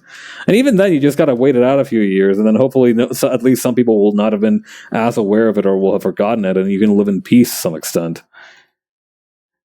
But like if you're a dragon, That call out, your call out post is going to be like in the analects of some society's culture.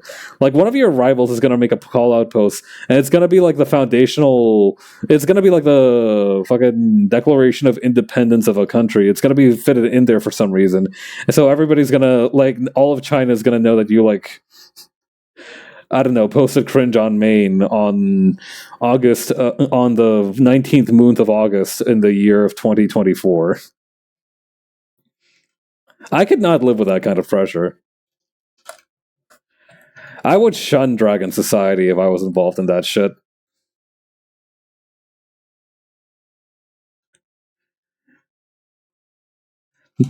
I mean, the flip side, right, is that on the other hand, dragons are like, paradoxically, I feel like they're the fantasy species that touches grass the most, but touches grass the least. If that makes sense. Like, yeah, they live in the cave, but they're also very offline. Like I could not. I think like Little Witch Academia or Witch at Atelier. I think it was Little Witch Academia. This was definitely a Little Witch Academia, but is that like one of the dragons was like an online stock speculator or some shit, and was just extremely online because of it. And so that guy would probably be up to date on your call it post, but I feel like the rest of them would be like too busy eating sheep or terrorizing humans or kidnapping princesses to really give a fuck about anything else. Small blessings like that. I do also. It's a little bit ridiculous. I do like how long her neck is in this model. Like having two choker space, having the real estate for two chokers plus some extra is crazy. But it looks kind of graceful. I like it.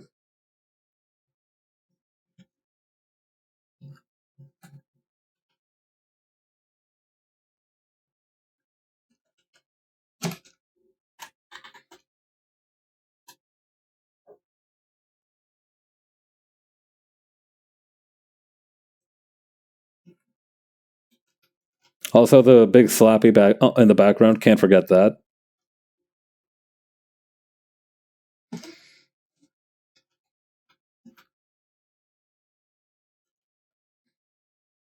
I saw somebody refer to their Sona's huge fuck off tail as big slappy once, and it has just not left my mind.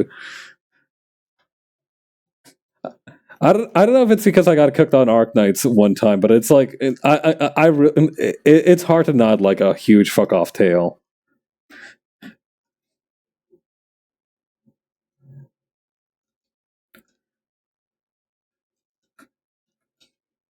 Big fan of the Thagomizer. Big fan of the Thagomizer.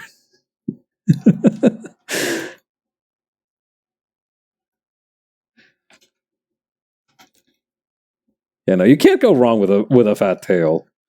I mean, Cypress. Your tail is huge. It's not like a lizard tail, but it is a pretty huge tail. It's a tail to be proud of for sure.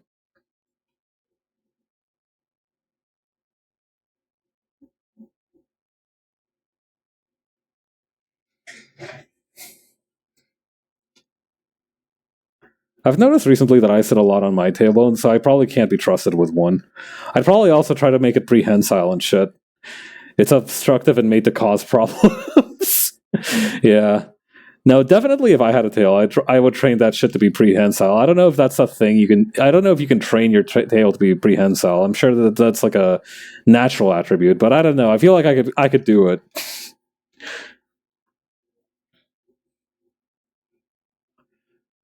I was one of those kids that always had picked stuff up with their feet if they had their hands with you or like it was low to the ground. So I'm pretty sure if I had a tail, that shit would have been like 10 million times worse.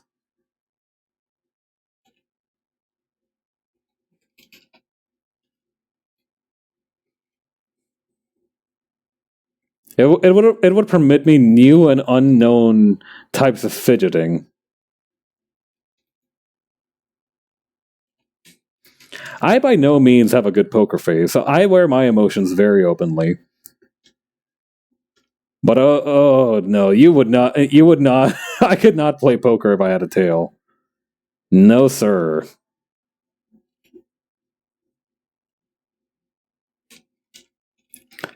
Well, on the other hand, it's not that bad being easy to read. Actually, I prefer being easy to read than being hard to read. Since I am very open about what I feel most of the time, it's easier to communicate. This doesn't just say Zentraya, right? I'm not good at reading metal logo script. I should hope it does say Zentraya. Centrea?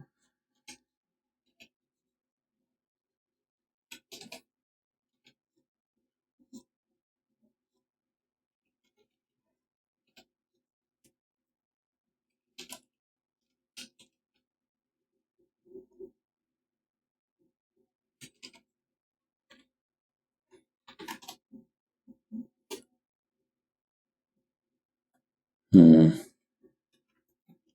Guess I'll just have to do my best when the time comes. Gonna stretch out my wrists a little bit.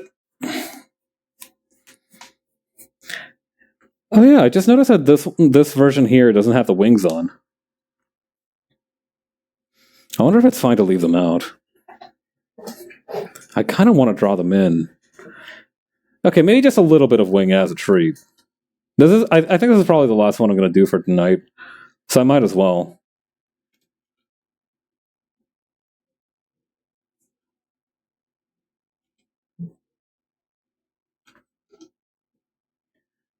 The neat thing about tails is that it's like the thing about those like additional accessories is that unless they're like a vital part of the character design, like I mentioned the Arknight's girl with the huge tail, Tomimi, I think is her name, in passing earlier. Like for that one, you would definitely notice if her tail was gone, but like if it was just someone of the random, like say other operators, you would not really notice that shit.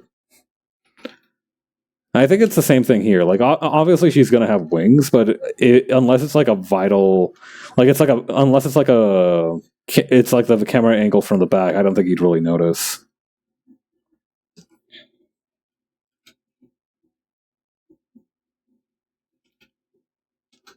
Again, very cool idea to have the piercings on the horn and on the wings. It's just it feels like one of those things where it makes a lot of sense, but like I feel like I haven't seen it before.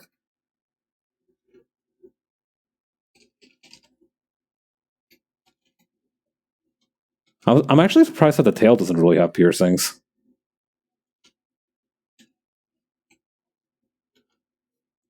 Maybe I can add a little bit of I can add a little bit of real space to the tail. I'm the artist, and I say the tail can get like a 20%.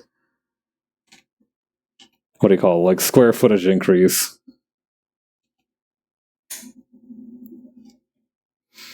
It does. It is really the best being an artist because you can think to yourself, I kind of want to stay on model, but I kind of want to do this thing too. You can just do the thing. Nobody can stop you. You can just say that you want more tail real estate, and people will let you get away with it.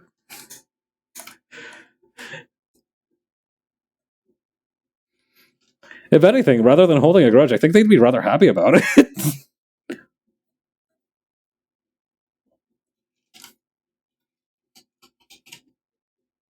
right, let's flip the canvas real quick just to take a look at what we're working with here. I'm a little bit worried about the boobs being too uneven.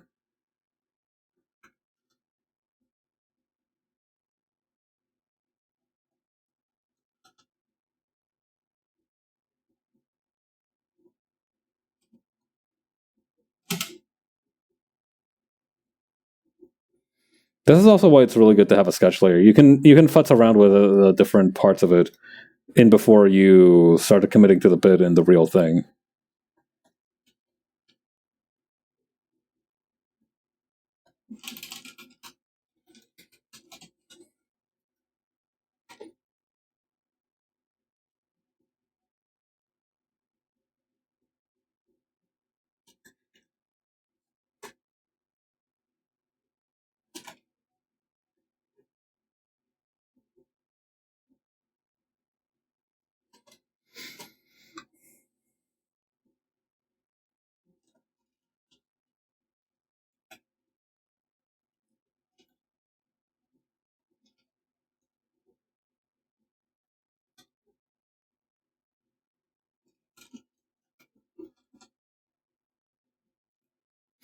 It's a shame you can't really see her eyebrows from this angle.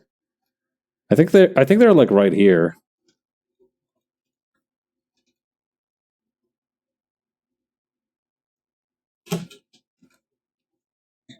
Mm-hmm.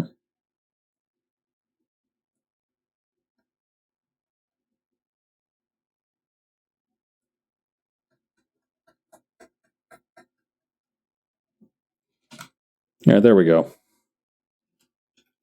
I think I'd like to fix the smile too a little bit.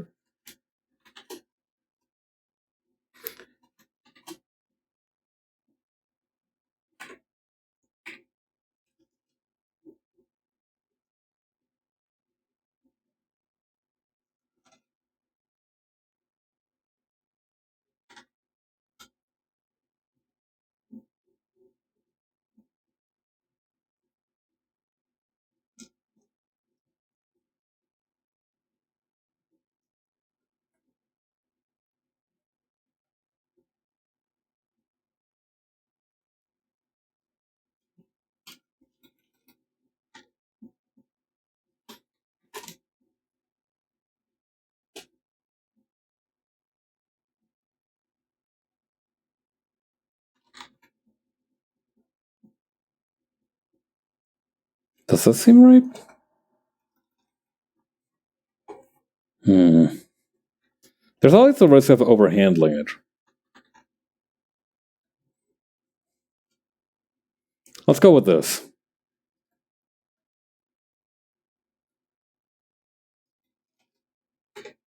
Maybe just a little bit more handling.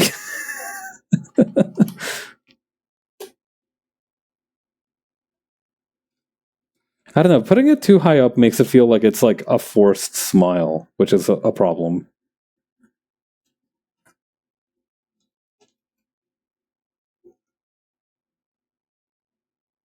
I think an easy way to avoid that is to just add a little bit of an extra thing to the eye into the eyelashes there to make it look like it's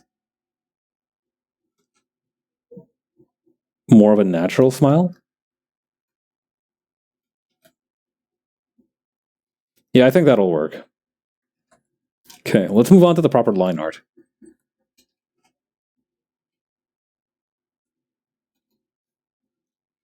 Let's say 14-point line.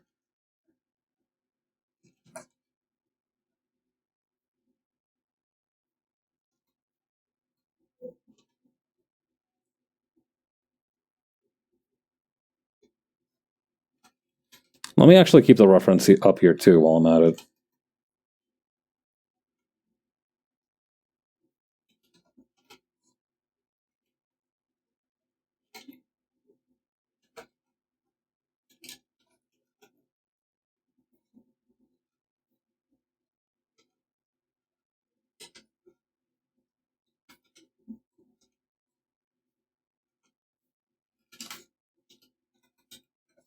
Yeah, that seems about right.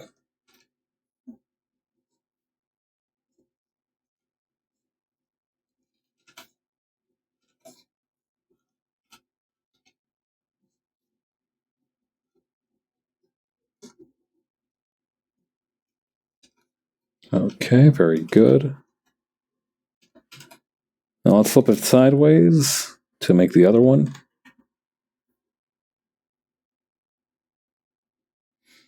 I started to really enjoy drawing eyelashes like this. I didn't used to have a lot of experience with it before, so it was a little troubling, but recently I've gotten a ton.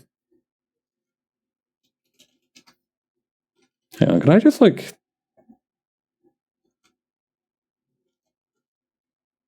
It's a little bit shameless to trace directly over it, but... Let's compare the two and see if we can't combine them a little bit.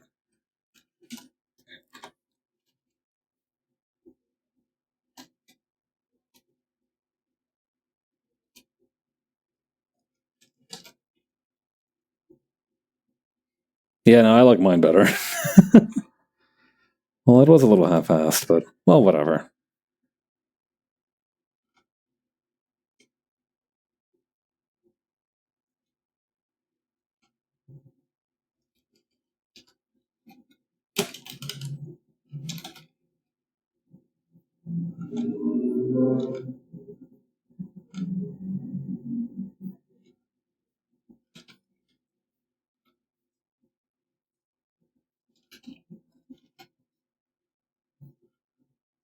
Okay.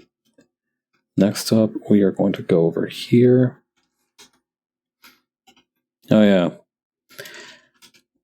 Apparently, the other day, the jersey that... I don't know a whole lot about baseball, but I learned about this recently. So the player Babe Ruth, who was like one of the most famous players, right? He apparently made a called shot where he like pointed to the fences and then hit a home run in 1932, the World Series, I believe. And apparently, the jersey that he wore during that game went up on auction. I think sometime on Friday. I think more people should be allowed to. More sports should permit the ability to call shots. I feel like the emphasis on sportsmanship in some sports is actually holding them back. I feel like in baseball, sportsmanship is not non-existent, but it is kind of loosey-goosey compared to other sports.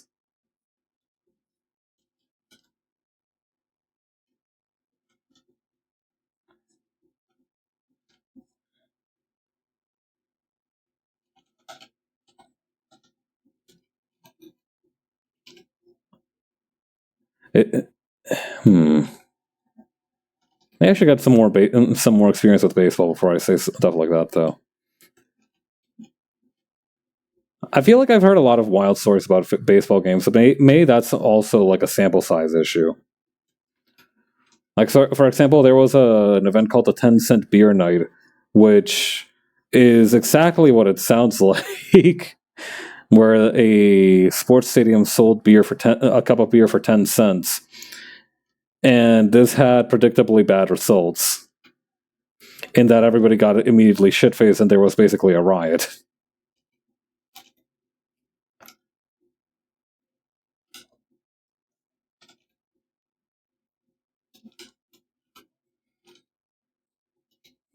And like they had a limit on the number of beers you could get, but like at the same time they didn't really give a fuck if you got more than your limit.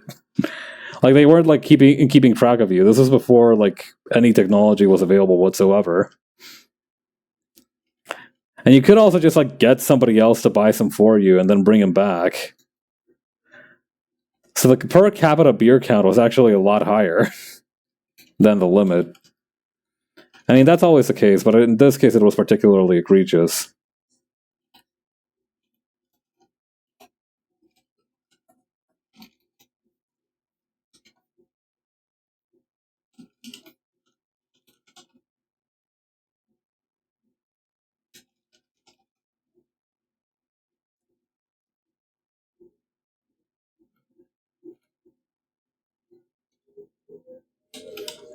Okay.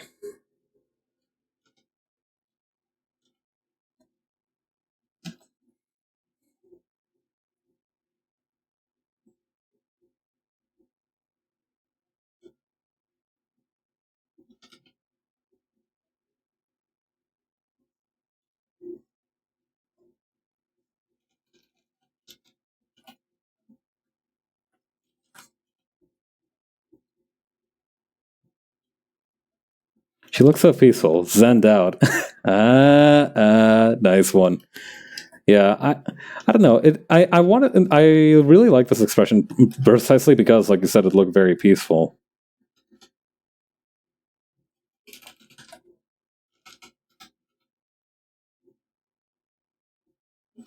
Hmm.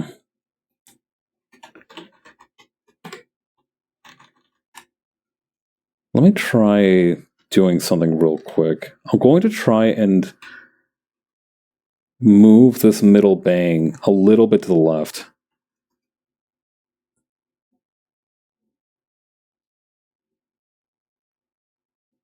Maybe like this.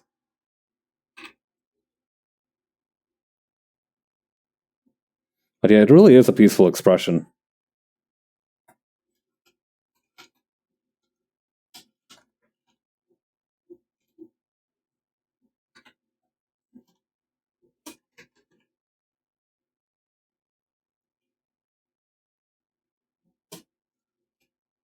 That's maybe a little wider than I had bargained for. This one's more or less the same size. Okay, we can probably just cut off the very front part here. That makes it look a little bit less unnatural.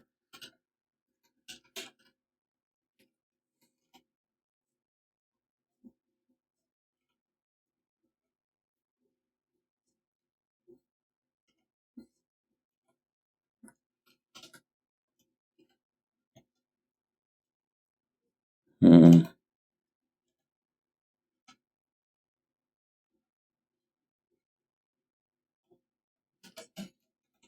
Yeah, that seems about right.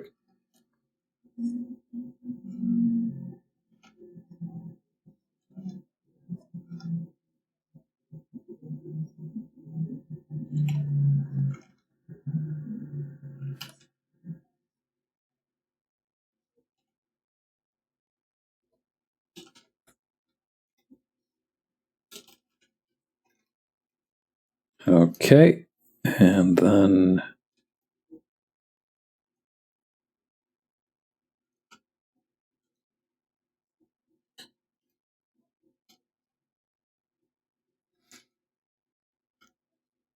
the way that her hair hangs out and it just kind of sprouts out all over the place. It reminds me a little bit of like an exotic plant. It's pretty cool.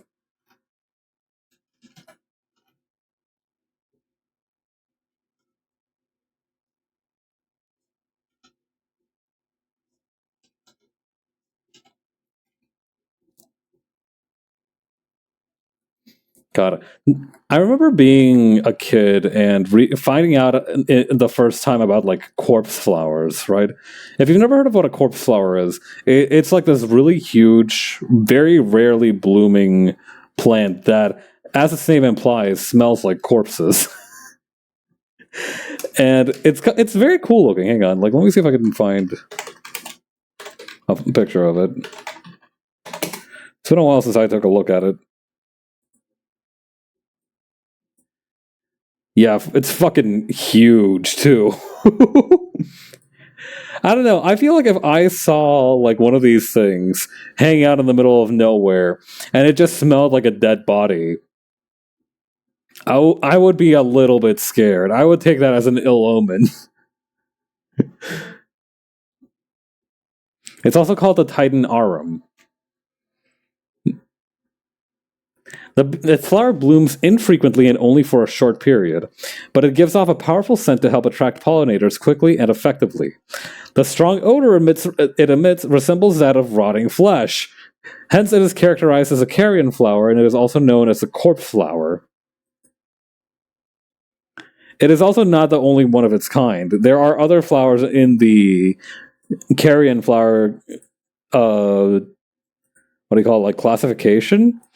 And both of them look very terrifying.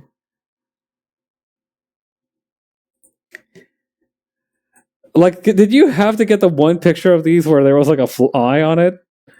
Well, why do both of these look so sinister? At least the one with like the big one is like in a well lit greenhouse, and it just looks like an alien structure. These two look like they were taken in a found footage horror film. Flowers that want to hurt you, that want you to feed their evolution. Why does a flower know? Oh, hey, Titus. Why does a flower know what a corpse smells like? That's like my big concern. Like, why does a flower know what a corpse smells like? Like, obviously everything rots. That's not the issue. Like, human body decaying has like a very peculiar scent. So what's up? why why does this one flower know what a human whole corpse smells like?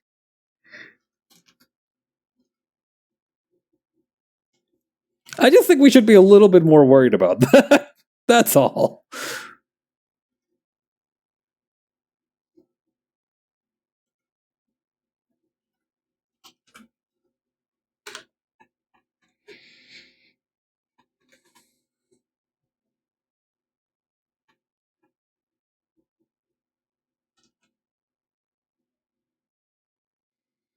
I will say I was very I remembered the word cops the other day, right?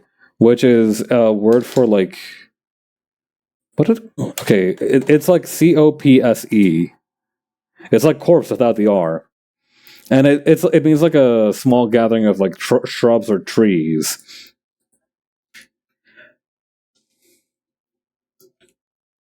And I don't know if you're in a cops, that definitely feels like a kind of fantasy world word. It's kind of like how nobody like really uses the word realms. You know, like if you live in a realm, your ass is in a fantasy world. Very similar situations to realm. Like if your buddy is out here describing a gathering of plants as a copse, or a cause, I guess it would be pronounced. I am pretty sure the S would be silent in this case. Yeah, your ass is in like a fantasy story or some shit. Yeah, I don't know how common that is. The usage of the word cops, not fantasy stories, those are pretty common, all things considered.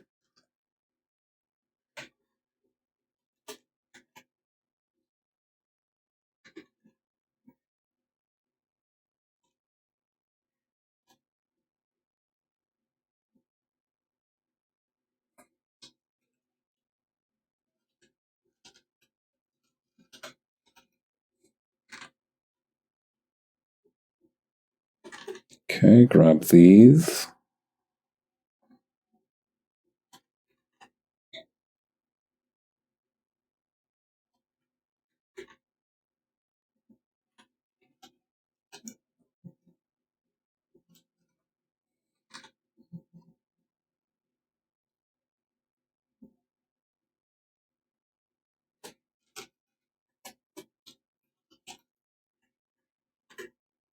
Come to think of it, I feel like it's been a minute since I've seen an update for Clip Studio Paint.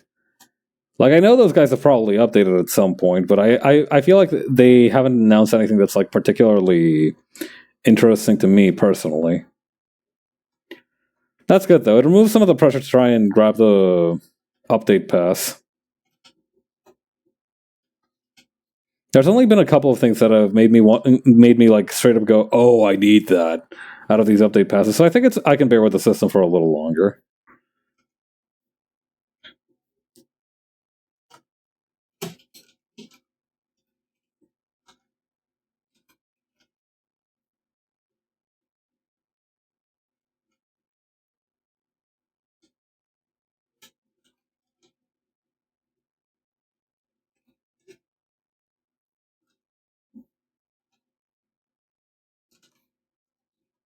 Okay, and then push this one outwards.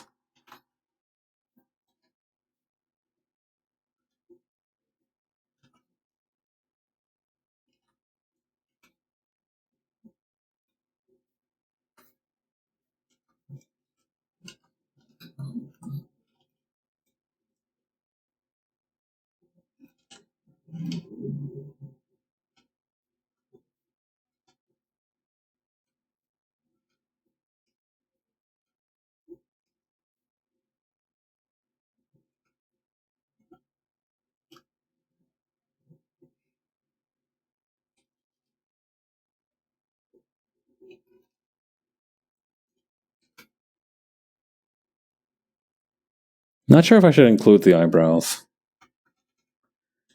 I've been trying to make it a point to not draw eyebrows under the hair like that.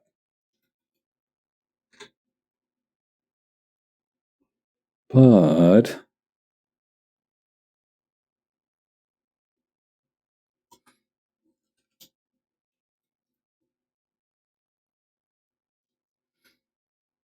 well, we can always remove them later.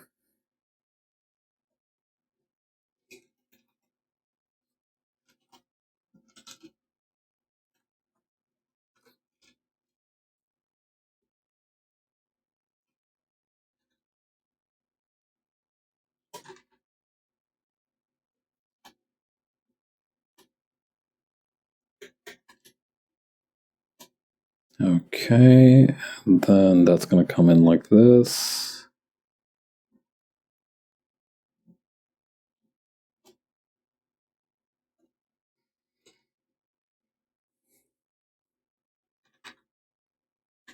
Is there like a second set of circles? That was really weird. It took like a minute for it to actually erase.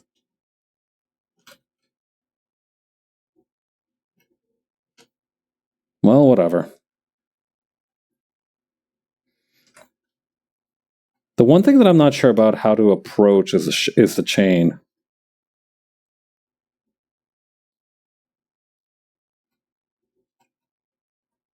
There's a brush that lets you make a chain, but I don't know if that's something I want to use for this.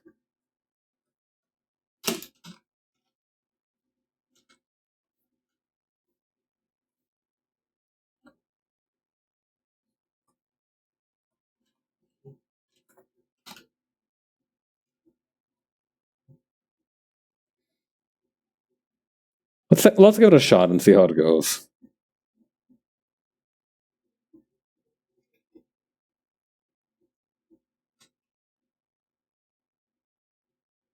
Let's do it on a different layer too, just in case.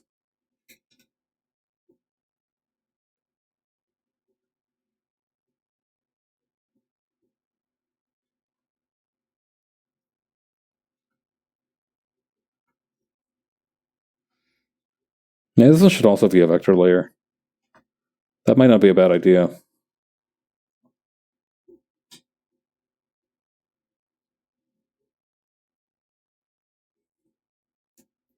That way we can play around with the vector line a little bit.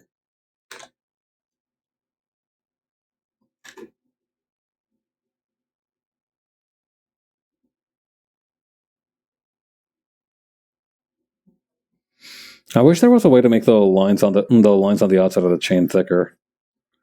Now I could mess around with the stroke modifier and do that. Is that possible?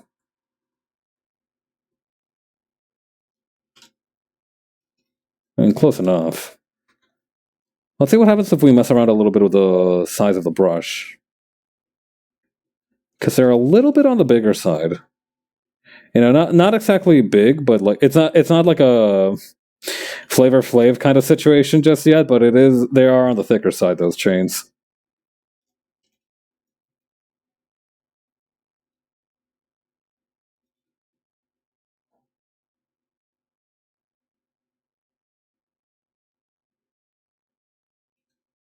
Like around that much?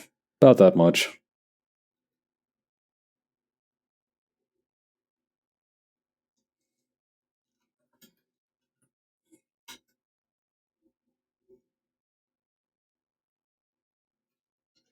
Alright. I'll figure out how to incorporate those soon. I might have to rasterize that layer. That might be the best option. But for the time being, let's say the chains are done.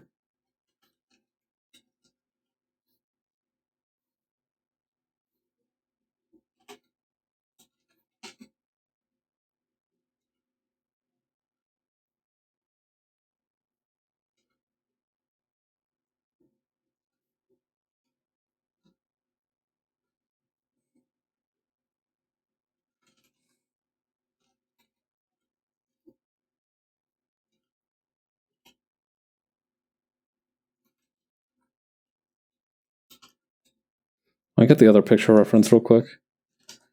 Yeah, okay, the jacket goes over the boob here. So let's just add it in like that.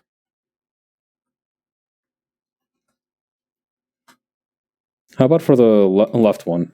Okay, for that one, the jacket's too low to really do anything. So yeah, for that one, we do have the full curve of it.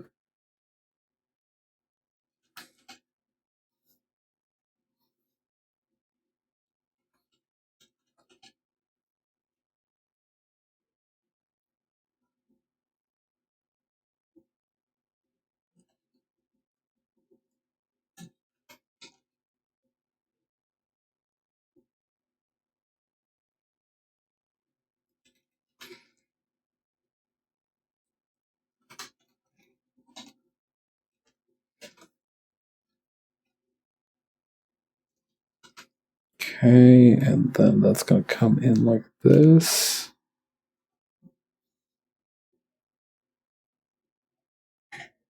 Simplify these ones. May simplify them a little more.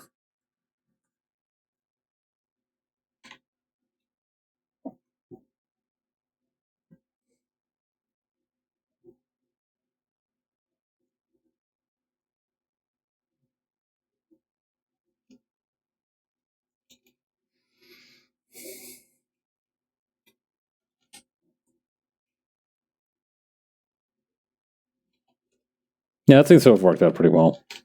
And the last little divot right over here. With the chains, that looks pretty great. I am enjoying that.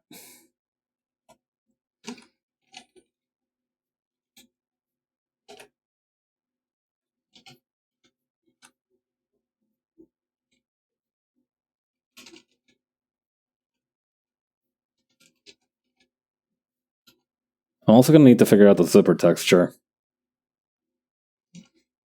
Well, that's not going to be so hard to figure out. CSP's zipper is pretty clever. It's a lot more manageable than the chain at any rate.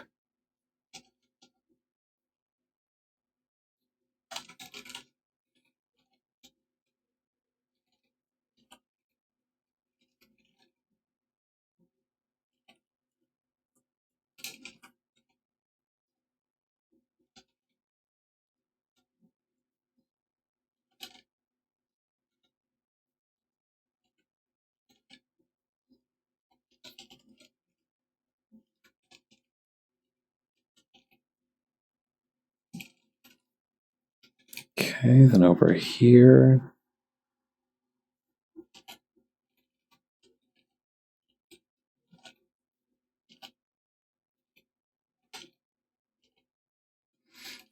Realizing that this is the second VTuber in this kind of series that has like some kind of sleeve over t-shirt thingy. I don't even know what the structure of this is, to be honest. Like, it's not on this render, so it's probably not like fully part of the costume. But it just looks like it's an undershirt that kind of goes outward. But then that would mean it would have an even lower neckline than the tank top. Do they make things like that? Maybe there's some kind of a suspender dealio going on.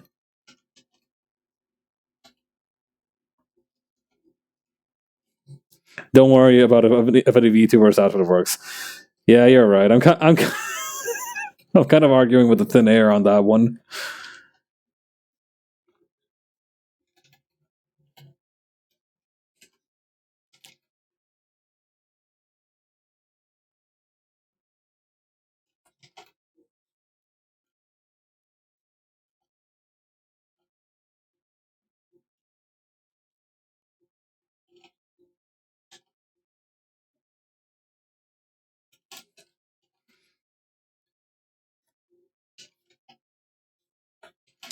Well, it looks good, and that's what the main kind of concern is, I suppose.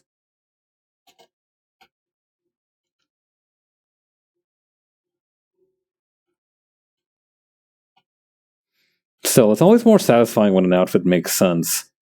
Even if it doesn't make sense at first. If you eventually figure out some detail of it that does make sense, then that's a little bit... It becomes a little bit easier to adjust.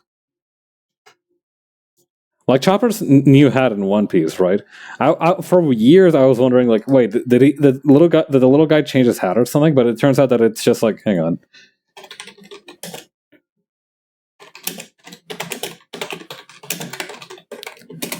Hang on. Like his little hat changed from a top hat to like this thing. It's some kind of helmet. And it turns out that he just put a helmet on top of the top hat. And that's why it still has the same symbol and everything. And that's really cute, and it makes sense. And you know, knowing that makes a lot of sense. But it's like off the top of your head, yeah. It's the change between these two. This versus makes it look like they're going to be in a death fight. They do look very different, don't they? Poor little guy. They sanded him down in the time skip. They put him in the machine that turns you into a marketable chibi character. Oto's art evolution is insane. Yeah, I hadn't noticed it at first, right? Like The thing is, if you're experiencing One Piece just like chapter by chapter, page by page, it's not that crazy. But like over time, you kind of like you do notice it, especially if you like compare pre and post time skip designs for a lot of characters. I mean, Chopper's the one who changed the most, is the thing. Like most of the other characters look pretty similar to how they were pre time skip, if with some ridiculous proportions. You might think I'm talking exclusively about the women, but I'm also talking about Usopp. They really filled that guy out. Why is it? It's really funny. I had no idea why he just became so muscular.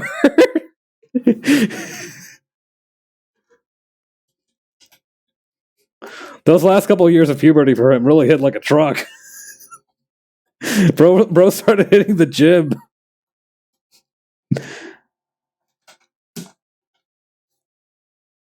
And I think that's literally what happens to him in the time skip. I never actually got to the time skip in my read through of One Piece, but I have a vague understanding of how it happens. And like what everybody is up to, more or less. I don't know. It's just really funny that for all of that, and also Usopp just becoming weirdly buff, he's still in like the non-combatant, generally section of the team. I don't know. I always found it really funny that like, even though Nami and Usopp are by no means like some of the strongest fighters in the Straw Hats, they still get fucking thrown into fights. Like, I don't know. I always found that was really fucking funny. Karma has it out for these motherfuckers.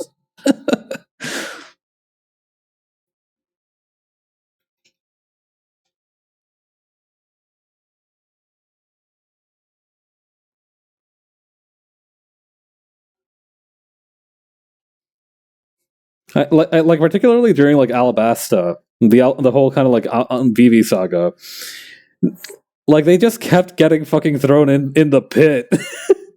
Two characters made for support and tactics get thrown into fights against guys who blow up islands for fun. That's exactly what happens to them, and it's always peak. It's fucking awesome. Like I remember not particularly caring about Usopp's character too much, but then like the fight, like the kind of like big boss fight with Miss Merry Christmas, I think was her name, and number 5 or whatever the fuck that big guy's name was, happened in Alabasta. And I'm like, this dude fucking rocks. I love this guy.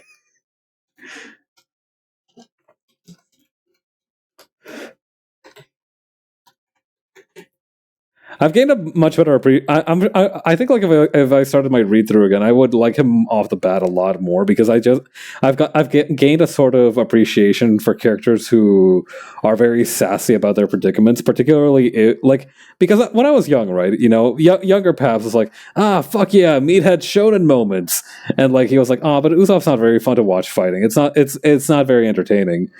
Now it's just like, oh man, this dude is having the worst day of his life. Let me grab the popcorn.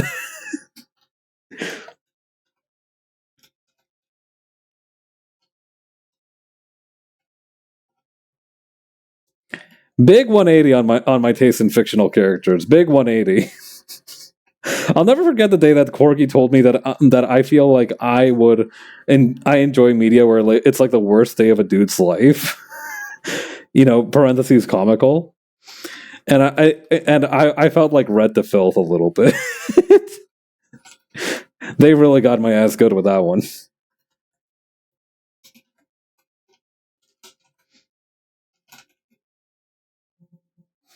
Forgive me for using the barbarous sport of golf as an analogy, but yeah, hole in one.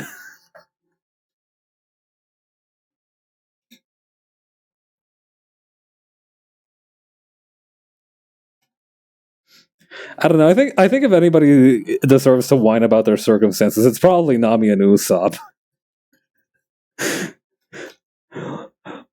Especially Usopp, I think, because like For Nami, her whole deal is that she wants to make a map of the whole world, and I think on some level she understands that that's going to be dangerous.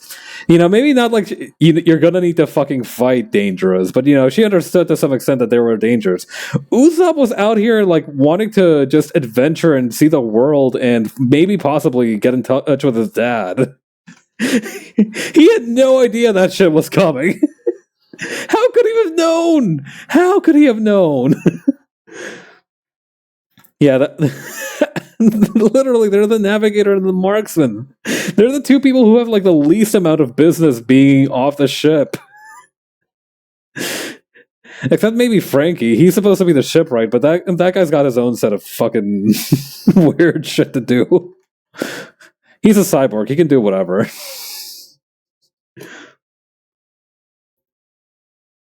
Really funny.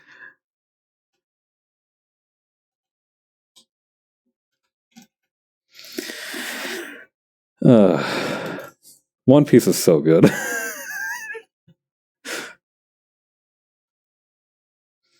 I have been thinking about, I have been thinking about like finding ways to just be able to read it just in between like work breaks or something. I don't know. I feel like I am going to benefit from just having like something to properly chew at, not just like because now recently, right? If I'm having like my lunch at work or whatever, I'll load up a YouTube video. I'll like scroll through social media while I'm eating. That's fine, right? But I kind of wanted to like use that time that I have available to me for maybe something else. And I've been thinking about getting like one of those manga reading apps. But I need to like I may I need to inquire a little bit more about like their details, because I feel like if I get a subscription and it's just kind of not a lot of stuff that I want to read, it might not be fully worth it. Or at least not for the time that I want to like read through it. I'll have to figure out what the best bet is for getting my money's worth. Although maybe that's overthinking it.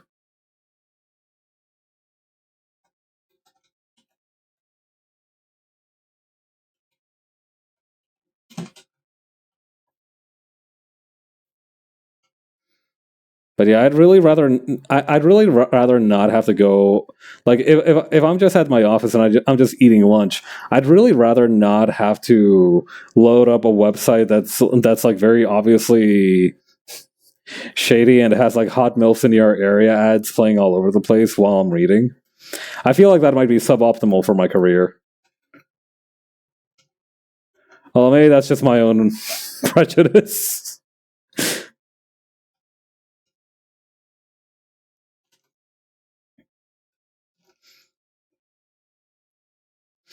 I'm starting to see so many of those hot milfs in your area ads.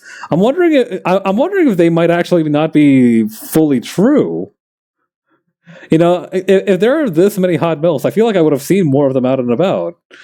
I'm starting to think that the ads are lying to me regarding the existence of the milfs. Nah, that's crazy. They wouldn't lie to me like that. Not those random shady ads that will for sure give me a virus. No way.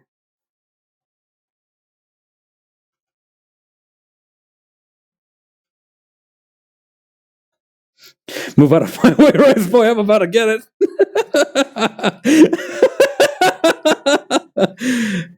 My identity has installed all timer Tumblr post. God. That's such a classic post to me.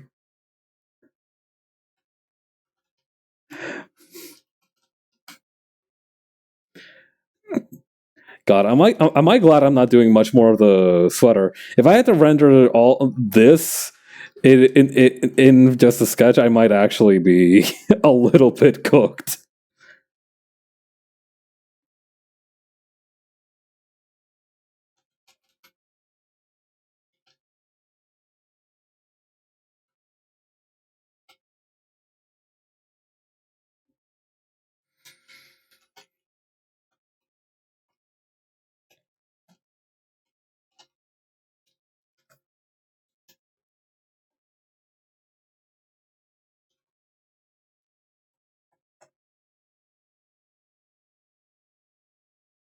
Hmm.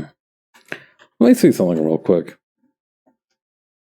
If I just add lines, or maybe even like a dotted line like this, I think that might actually work better than the chain render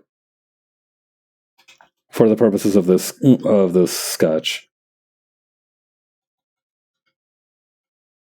Let's give it a shot.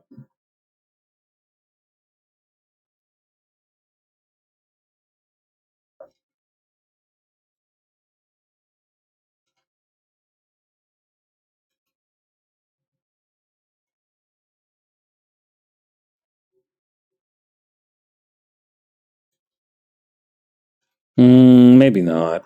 How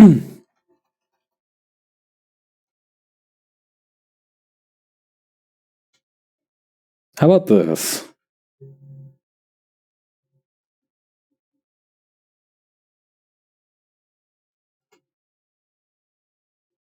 That's a little better, I think.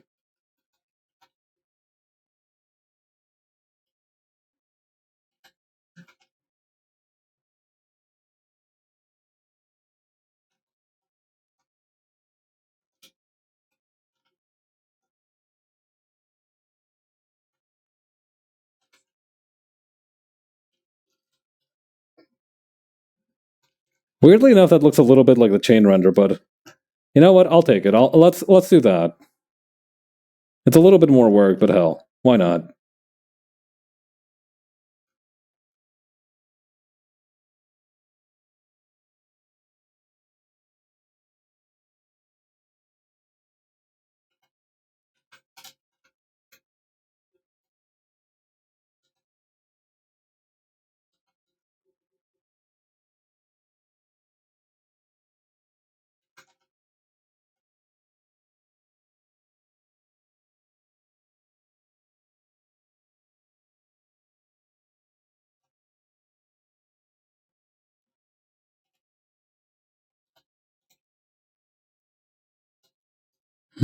Are those lines too thick? No, they should be fine. Let me take a look at the...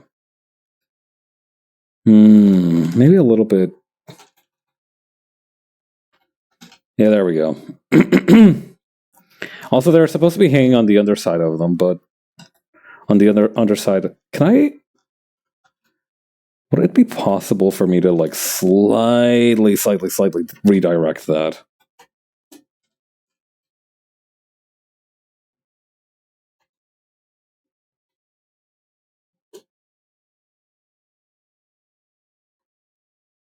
Huh, that worked pretty well, actually.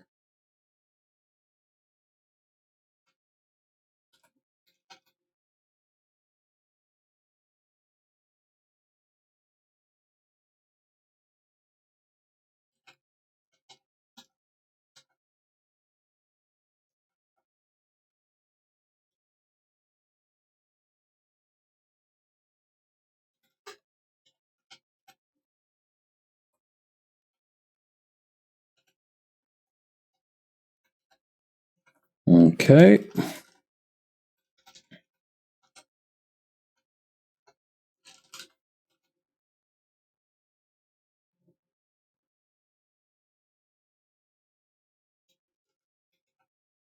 Yeah, similar deal for this one. We'll just have to...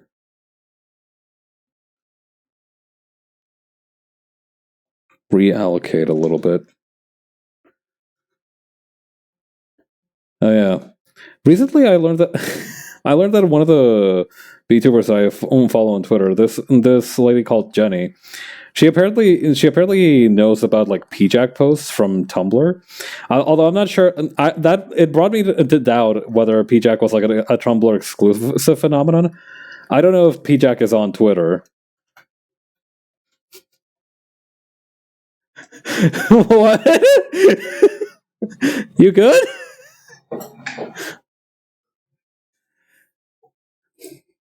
Hang on. Let me see if PJack is on Twitter. No, Wayne Radio TV keeps set to Tumblr. Ah, okay, yeah, as I thought then. Yeah, no. So I was surprised to see somebody on Twitter mentioning that. I don't know. Referencing a popular Tumblr. Also, I didn't know that it was Rain Radio TV running that account.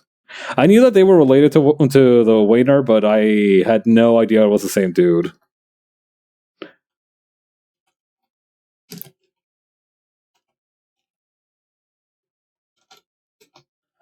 But yeah, I don't know. Hearing a Twitter person refer to a Tumblr user of some renown, I don't know. To me, it was more visceral than that whole "I like your shoelaces" type shit. I feel like that should be like the whatever code for whatever social media you're on. He runs PJack and Shuhao in Mortal Kombat Yet blog. Ah,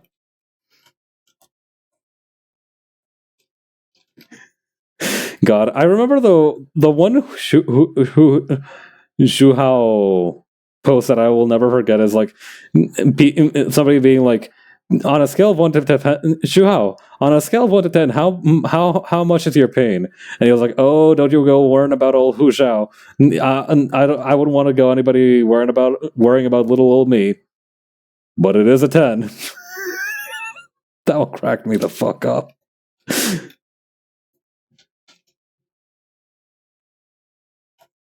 Or like I think it was like emotional state, like emotional distress or some shit. But it is a 10. Yeah.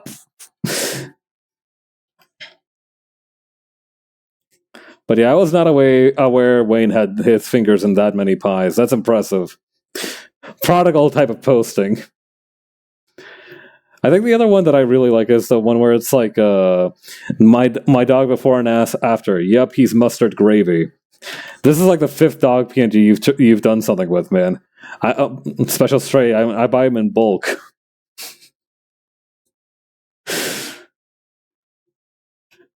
I don't know. The implications of that one are what crack me up.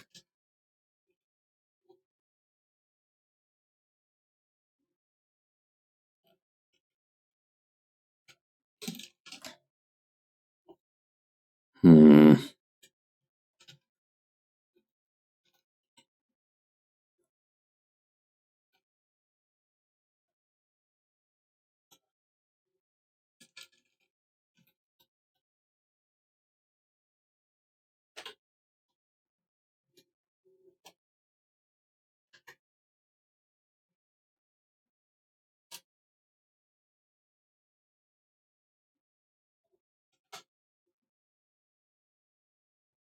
Okay, then over here.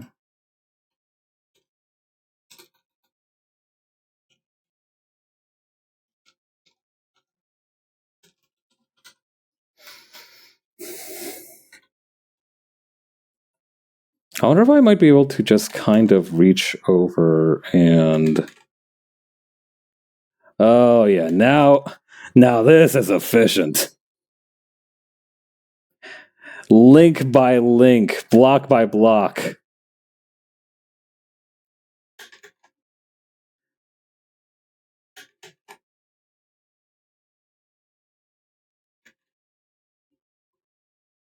This is so fucking efficient.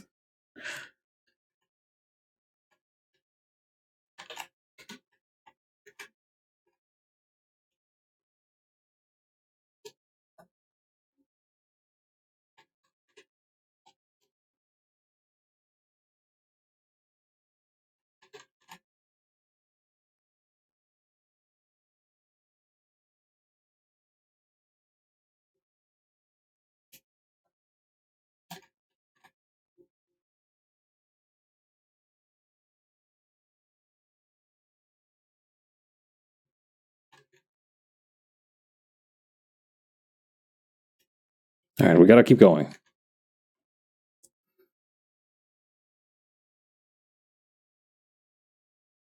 I don't know, just kind of in awe at how efficient that is. It's not that I didn't expect it to work, I just didn't expect it to work this well.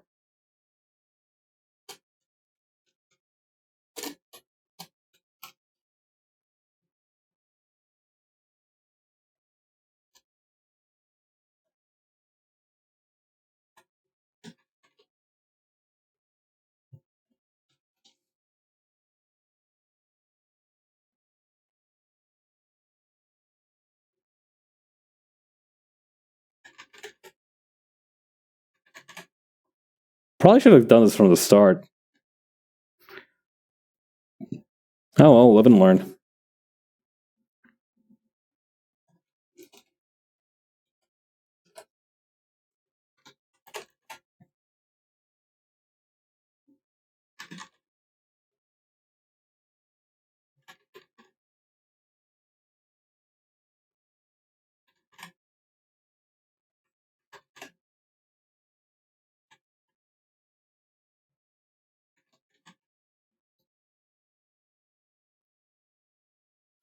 Okie doke.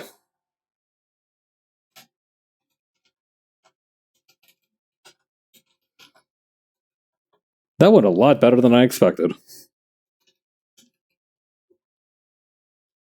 Alright, I think the only thing we'd be missing now is zippers, but I think we can pretty easily just hack it in a similar way.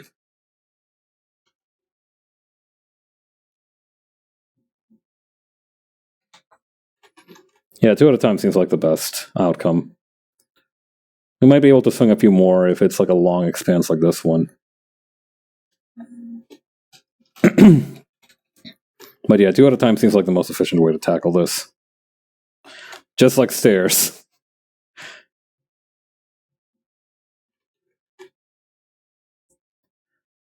I don't know. I'm never in a particular hurry or anything, but I can't help but to like take steps 2 at a time.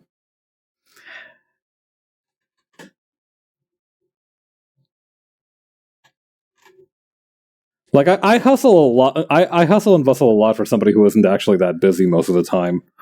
Or rather, I am busy, but not like in the a kind of I need to get somewhere fast kind of way. That is working marvelously. I'm very pleased with that.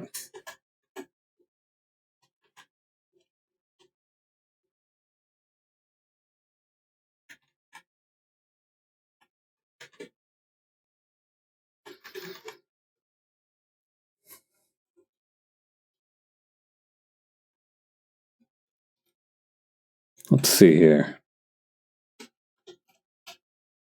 Okay, that kind of goes in the middle there, and then yeah, all right. It's both of them are all the way to the middle. I can handle that.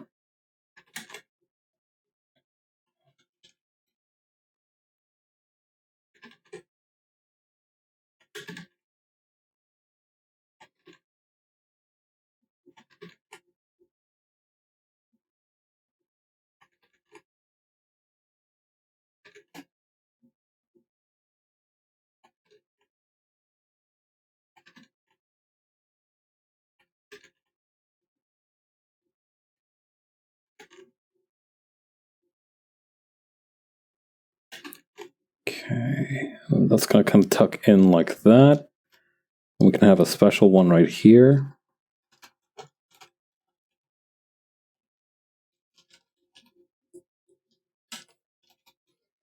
And same thing, but in reverse.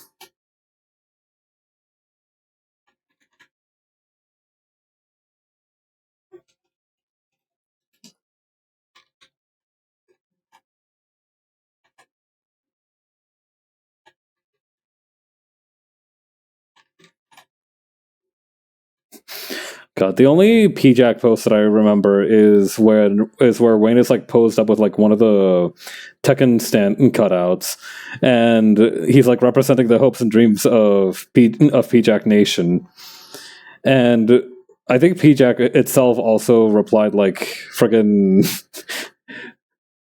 it replied something rude. I think it was like, thanks for posting this just to make me feel like shit. And Wayne was like, I asked Kazuya if he remembered you, and he said no. And then P-Jack was like, I asked your cousin on a candlelight romantic dinner with me, and he said yes. That one's pretty high up there for me.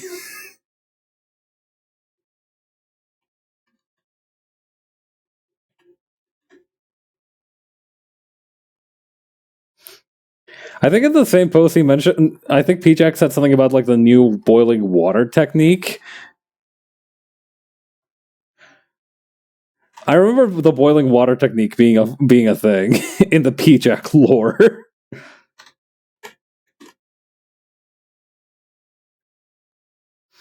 Honestly, if you think about it, the boiling water technique would actually be pretty useful to have in real life. Like we have a lot of our kind of infrastructure as humanity depends on boiling water. So if you have just like a way to do that automatically, I don't know. I feel like that'd be a pretty handy thing to share.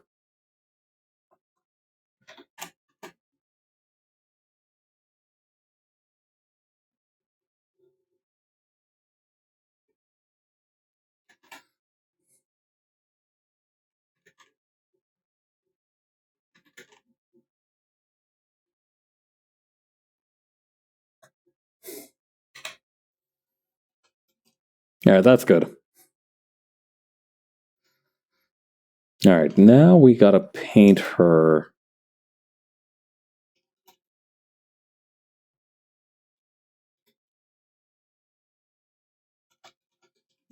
But first, I have to. Well, no, actually, that's going to come later. Yeah, we do just need to start filling in the flats. I totally forgot her tail and her horns. Holy shit. I'm like, huh, these two look different. It looks a little bit different when I've got the sketch on. Like, there's more stuff there. Yeah, dude. Yeah, there was.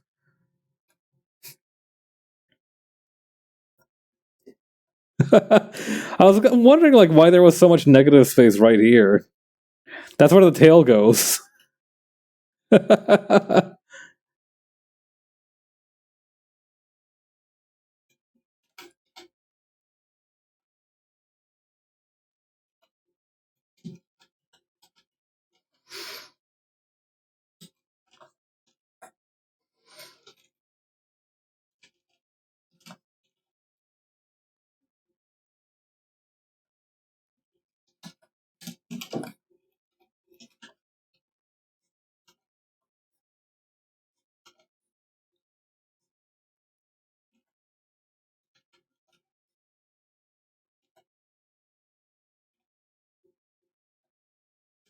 Hmm. I think I'm just gonna do this horn first, and then I'm gonna go back and copy paste it for the other side.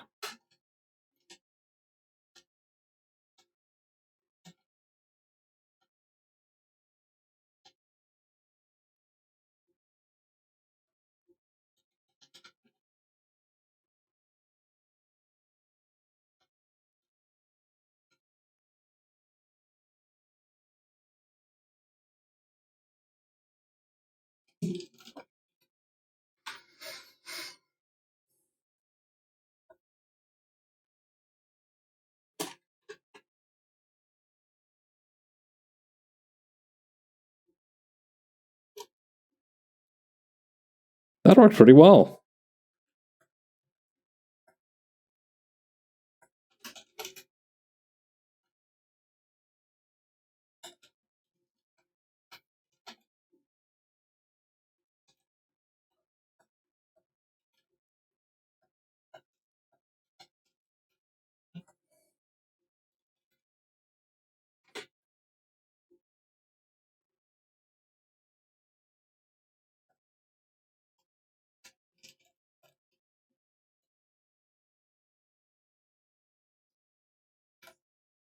Was that everything? Am I not forgetting anything else? No, that seems like it was everything. I might re-angle this side lock here. It's kind of bugging me that it's like a little bit more off to the side.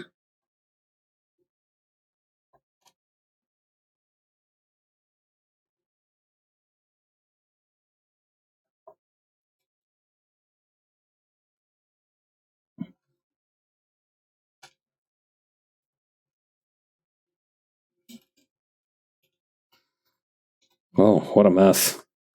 Thankfully, it shouldn't be too hard to clean up. Making the change is what's hard, not making them go away. And yeah, that definitely feels. I mean, hang on. It's not quite right yet either.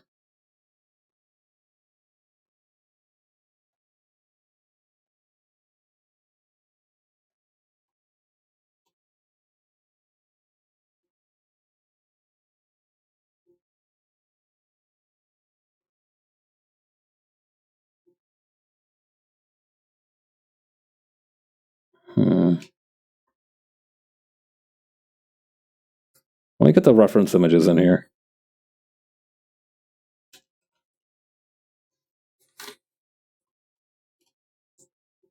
It might also be a matter of it being too wide.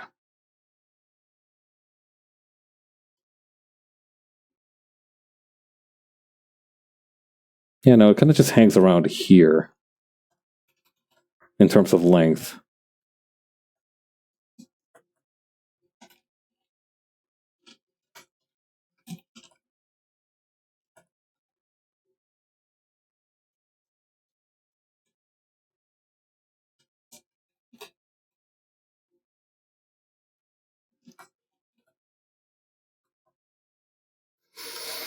I'm glad I went back and changed it. That was going to bug me for sure.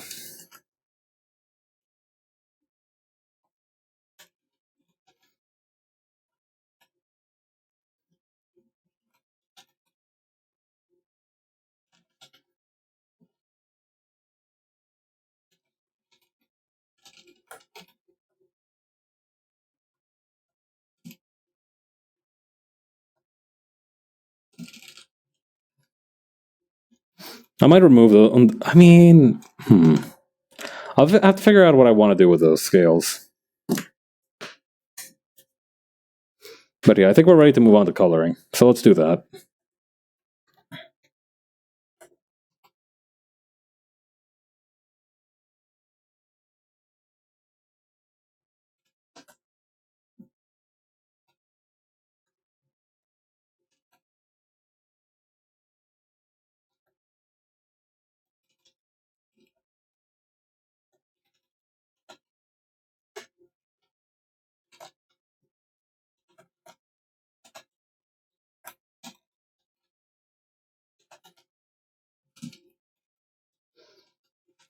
Okay, add that here.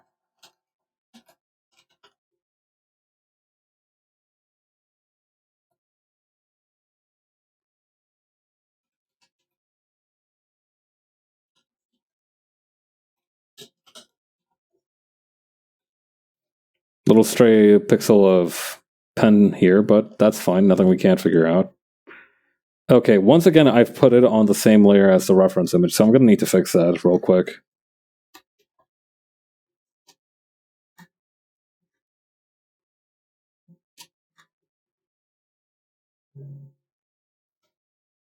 There we go. That ought to prevent any future headaches for a while.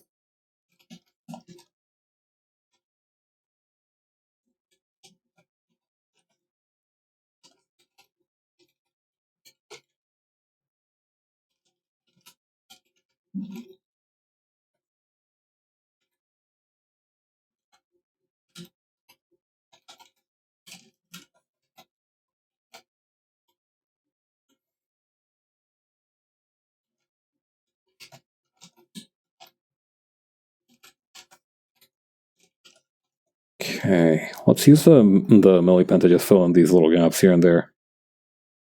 I was waiting for a good opportunity to do so.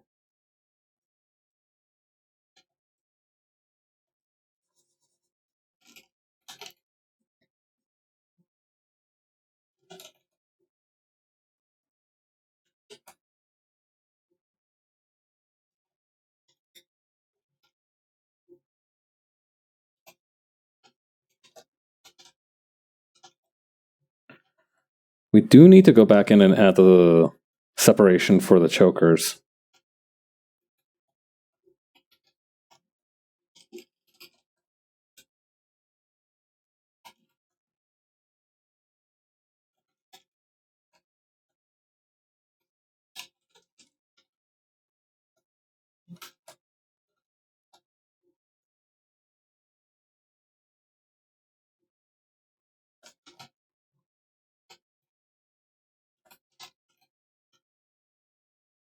Okay.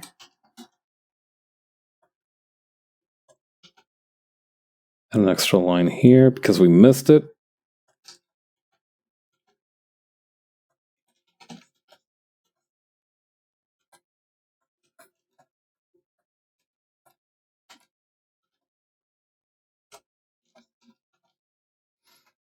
The next up is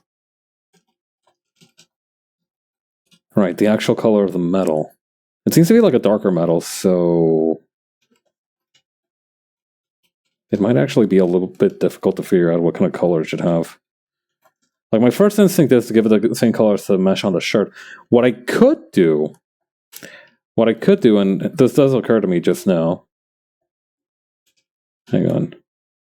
Let's leave the inside of the mesh blank for now. I got a plan. Then, regarding the metal parts, that might actually be a little bit trickier, actually. Let's just fill them out first, and then I'll work on them. But the idea is that I'll just use very strategically placed eraser strokes to make it look appropriately shiny.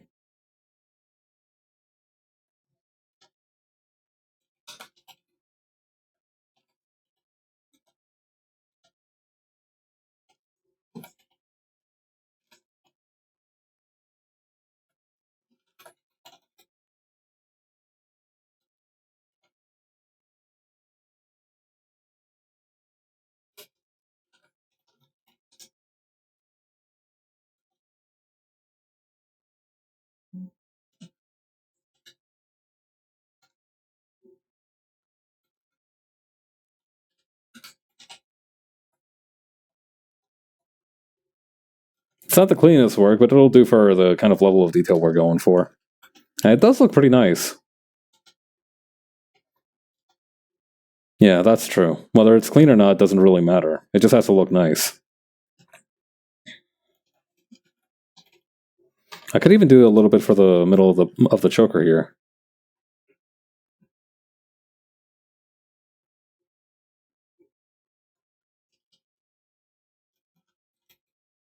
And then just use a very light airbrush here in the middle.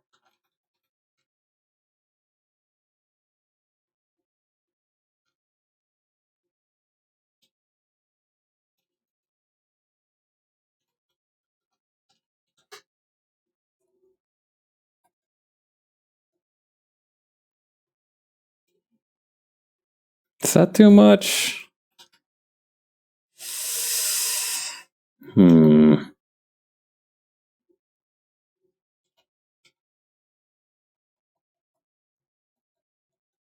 Maybe if I just make it a little bit thinner, that might help.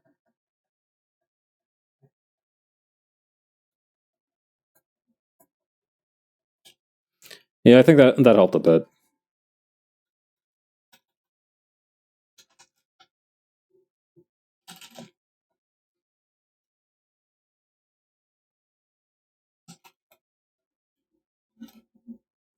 Oh yeah, the eyeliner. Well, I'll burn that bridge when I cross it.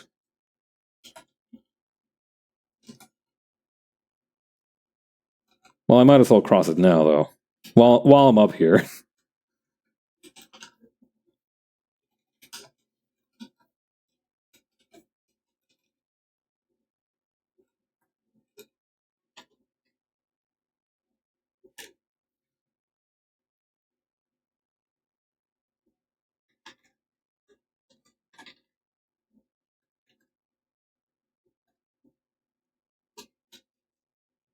Okay, and on this side too, we'll just grab a bunch of this.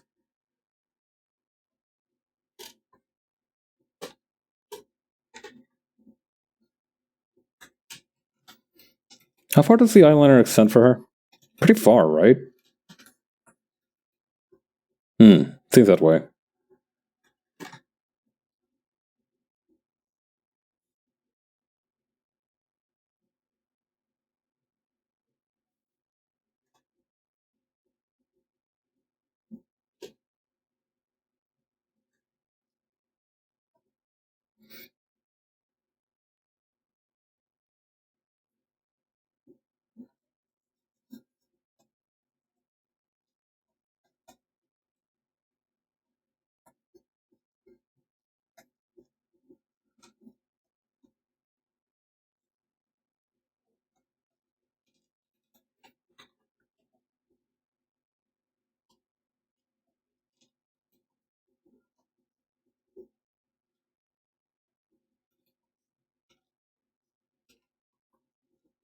There we go. It does look better when it's extended a little bit towards the top of the head. I can go back and fix that a little bit for the one for the left eye.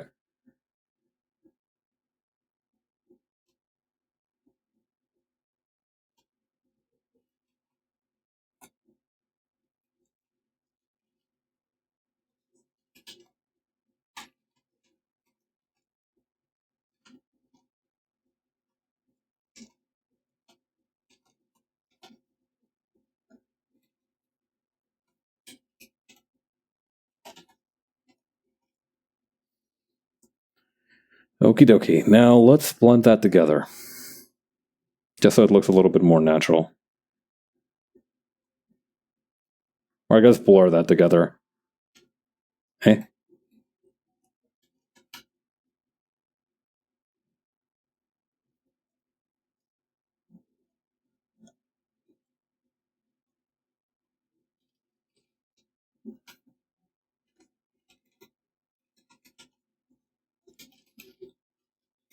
Maybe that is a little high, actually.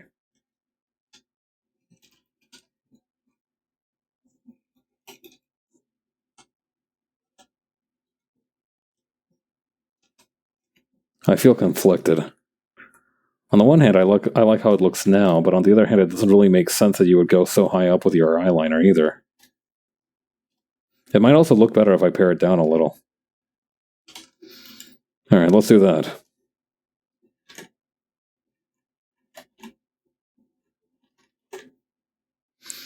Oh, that's actually a good point, too. If I pare it down like this, it makes it a little bit more obvious as well, like the position of her eyebrows.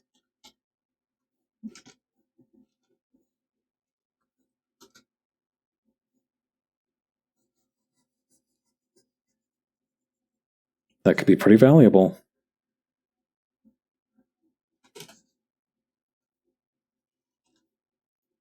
Yeah, I think this is a good choice. All right, let's do that.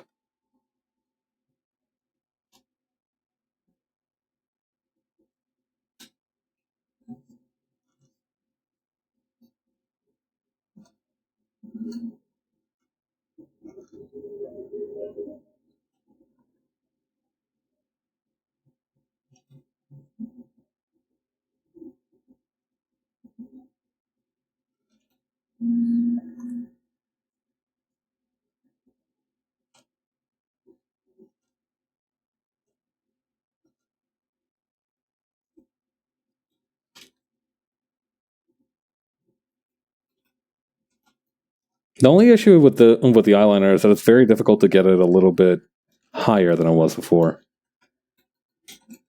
But that's fine.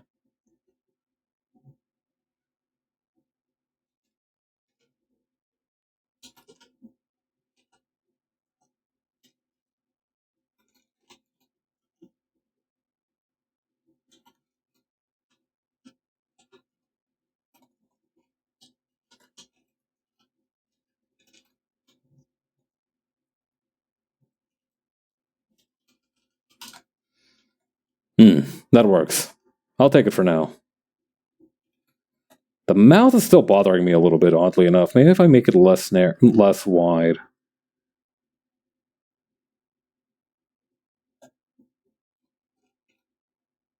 Maybe a little flatter too. Connect some of those lines.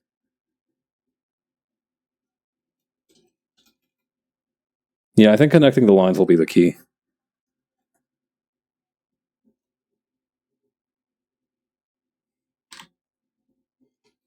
Simplify the tail end of this one. Now I kind of want to widen it again. Bro, just choose one. That works. That's the one. I want to do this one. Let's go with that.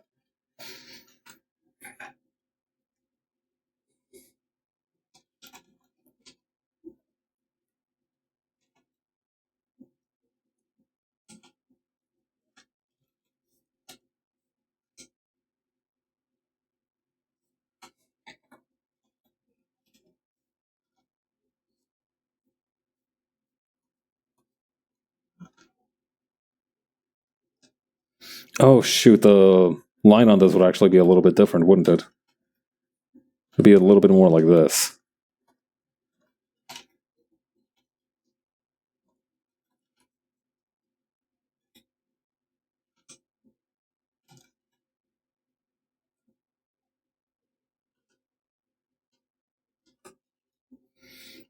Oh Jesus, this late already? We're really running over time. Alright, let's try and hustle then.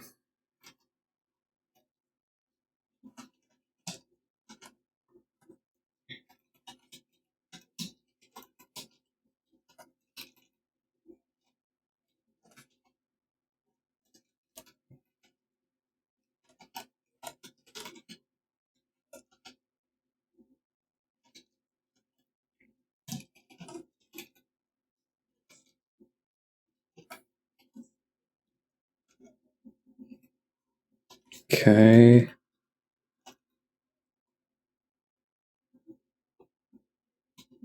Can I take a look at the cross on the normal one? Okay, so it'll be around here.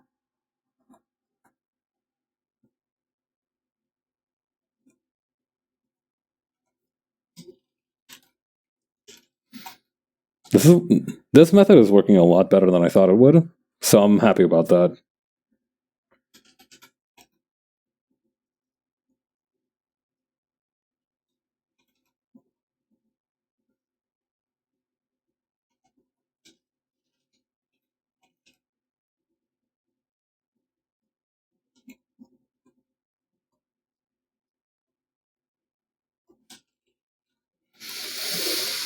Okay, next up, the sleeves here. Those are going to have a tinge of the red.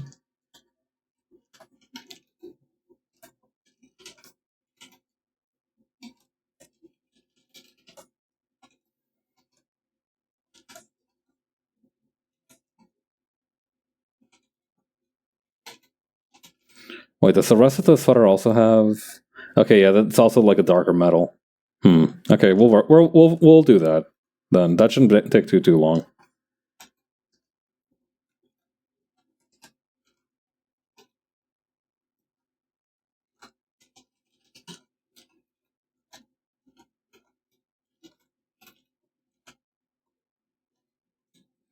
I think one thing that happened as well is that in previous ones, I emphasized like having more muted colors, and I kind of just stopped doing that. Wait, this isn't the right color. I'm supposed to be using this gray metal one. Oh, dang it. Oh, whatever. It'll be a minor change. At least I didn't do the zippers like that. Oh my god. Can you imagine? Cooked wouldn't even begin to describe the level of trouble I'd be in.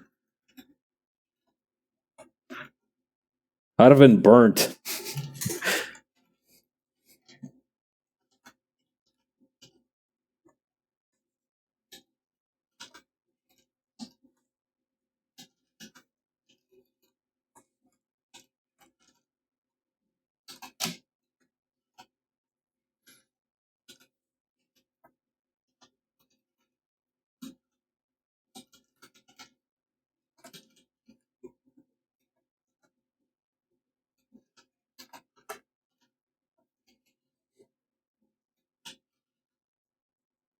Okay.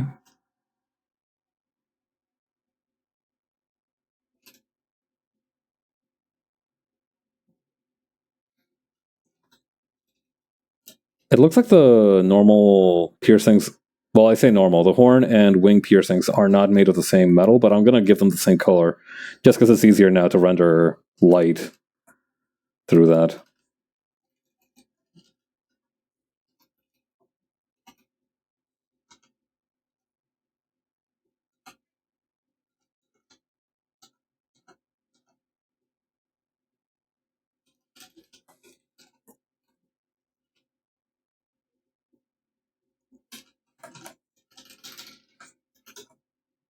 Hmm.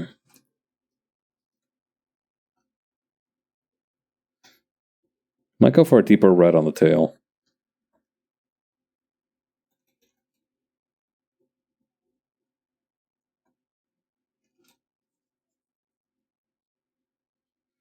That's actually not a bad idea. That way I can just go in and, hang on, select color gamut, this one here. Yeah, we can use the gradient for this. There we go. Now it's a similar color without being the same color. Speaking of which, it's about time I did something with the hair.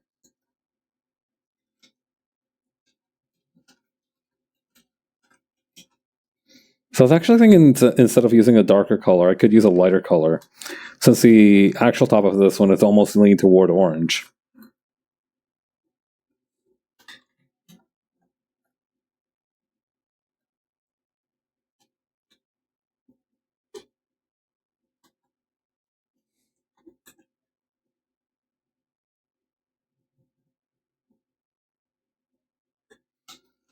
Let's see.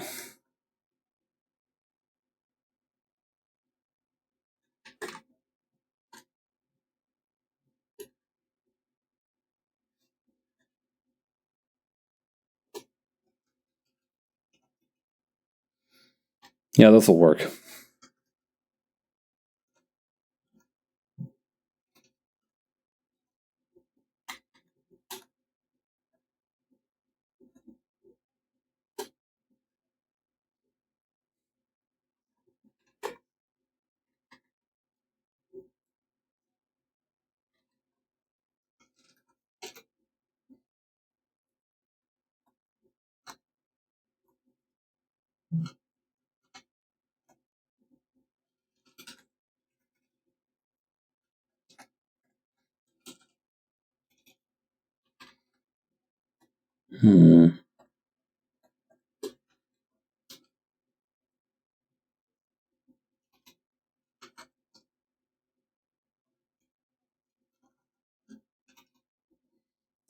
If I did like this, maybe if I actually use the darker color.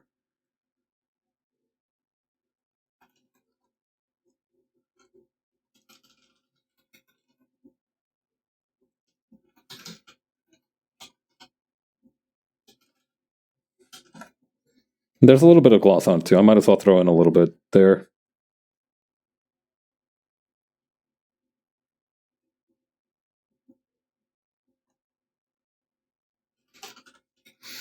What I'm really worried about is the shirt, or rather the text on the shirt.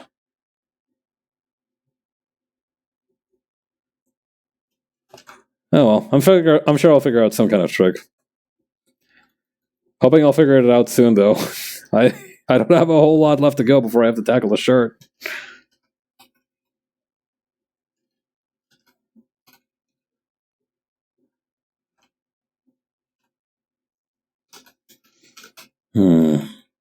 I wonder if I could just bullshit and just put whatever in there. No, that's against my principles. I really shouldn't do that. But I could. But I shouldn't. On the other hand, no, I'm not going to do it. I'm not going to do it.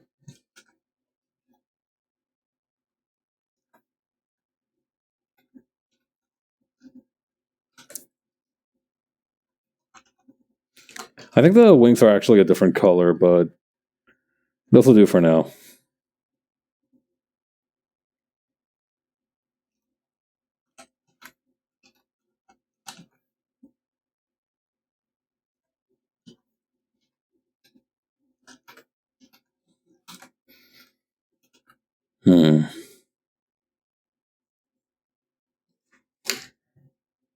Okay, yeah, I think I've run out of things to do. I'm gonna need to do the shirt now. Heavens for service. Alright, let's do this. First, let's add a gradient to the shirt so we can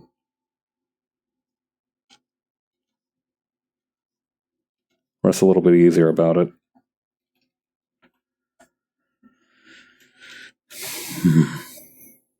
Let me take a good look at it here.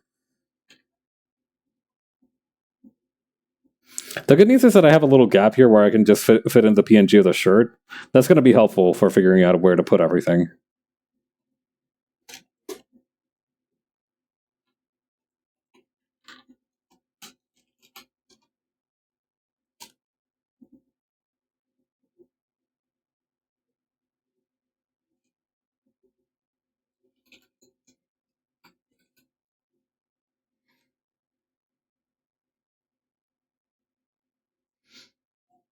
Okay, I think I can make out the characters more or less.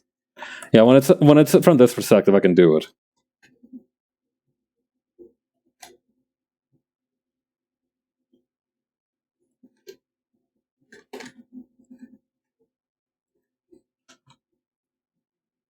We should definitely be doing it on a different layer. And we are.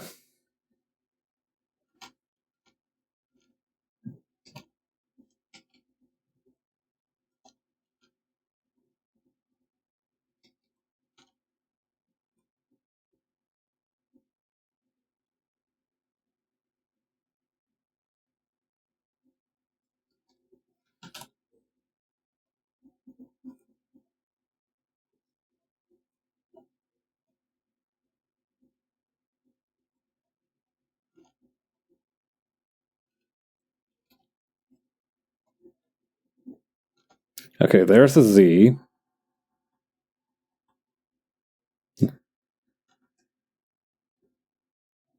Here's the E.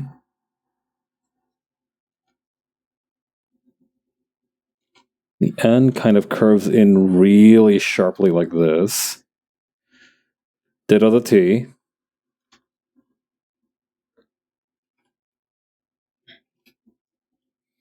Then the R is also at an angle like this. Another E.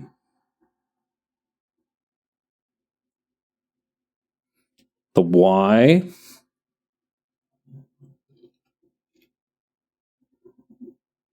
Then the A is huge.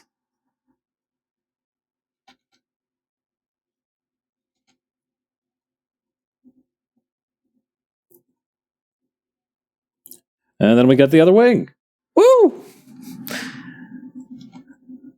That was not nearly as difficult as I was expecting it to be. I think it was just a matter of figuring out which letters went where. Which, is the basis of most writing in typography. But you know what? I'm going to take the dub anyway. I'm going to call that a dub. It's a little bit scriggly, though. Hang on. Maybe there's a way to write this wrong.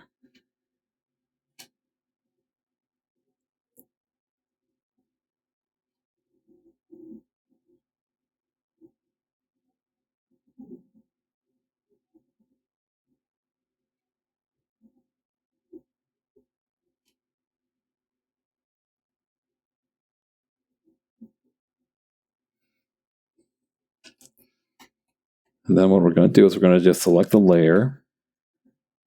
And then we're going to use the airbrush on the part closer to the inside to give it that kind of illusion of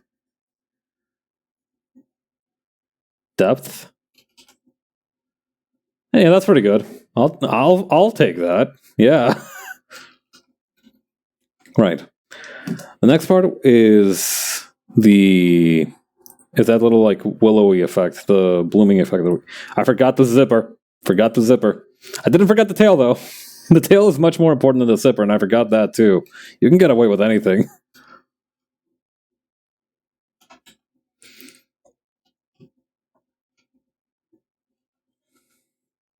Gonna reposition this hair strand here.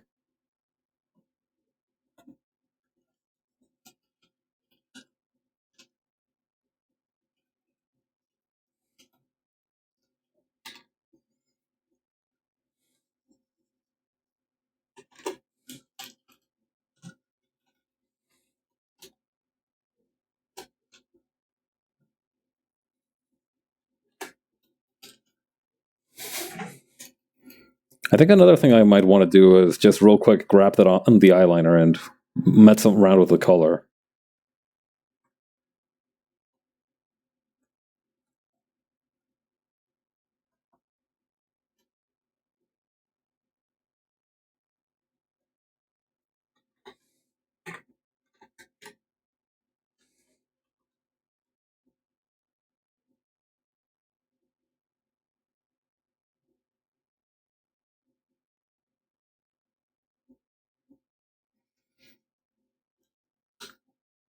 Making them lighter seems to have helped a little.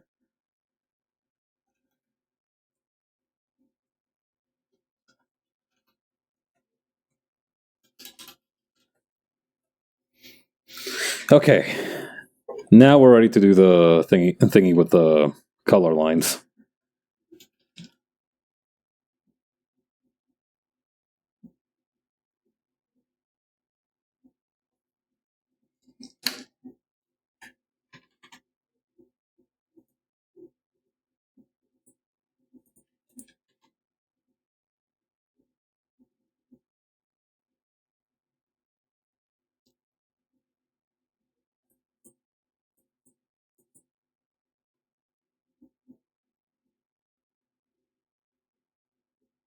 Hmm. The red works with the top half, but not so much the bottom half.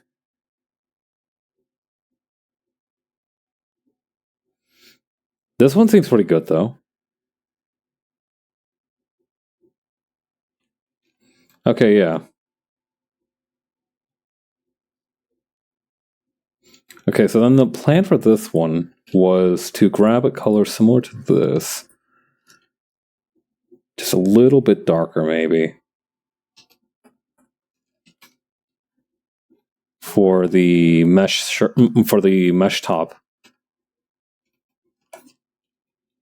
I think I have a mesh thingy exactly like that, actually. Hang on.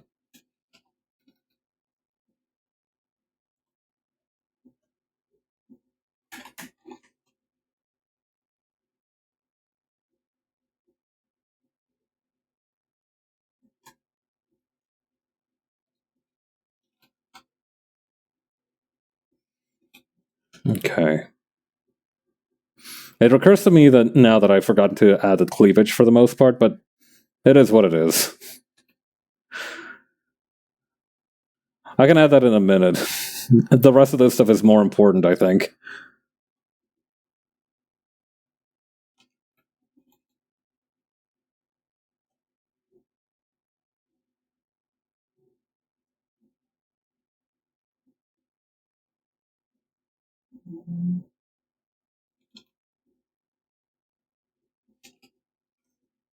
Actually, let's add the large frills last. How about this one? Is this one? No, that's not quite what I'm looking for. This one's a little closer. What is those? They're like flower wreaths. I should have something like that.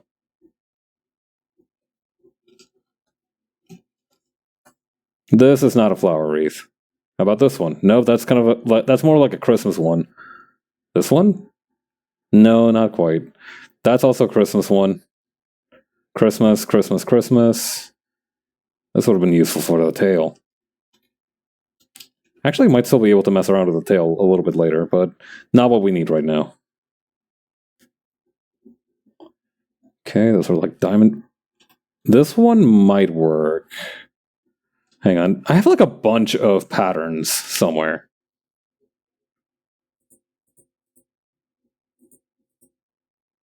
Tinsel, doodle patterns.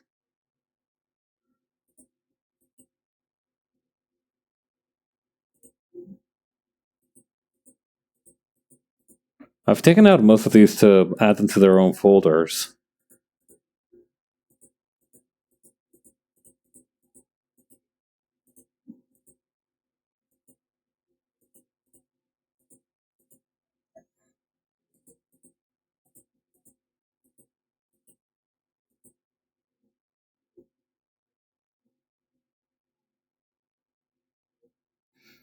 Hmm.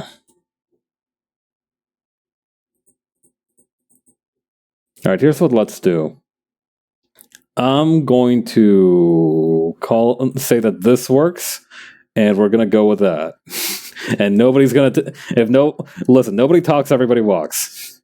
Same deal as it ever was.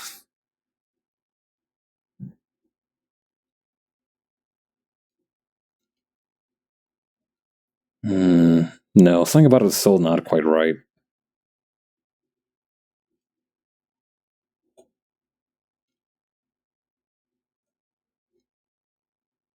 This one's kind of a cute lace, but it's not quite what we need.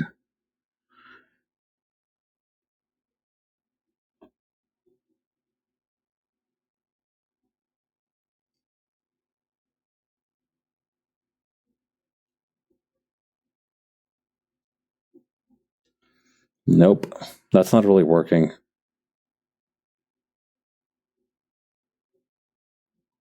How about this one? Close enough. I mean, that's pretty close, but it's not. It's still not quite what we need. All right, how about if I just go all materials?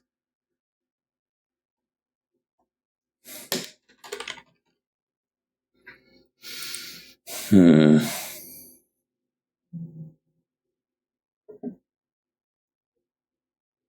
Oh, this will work.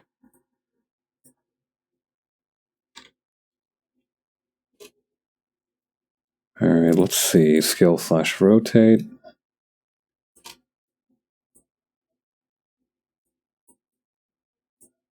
Kinda. How about this one?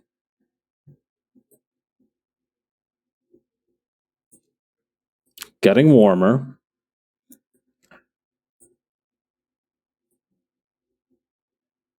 Getting warmer.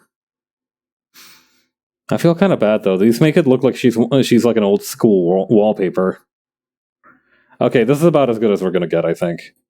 We'll go with this one. Maybe apply a little bit of a what do you call perspective, so it looks like it's at an angle.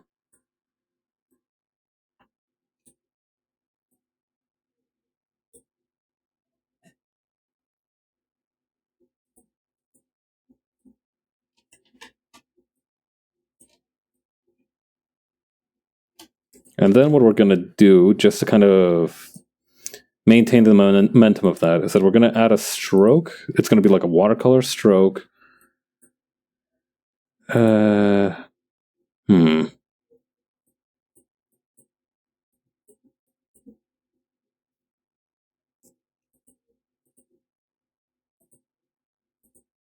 Can we like hang on?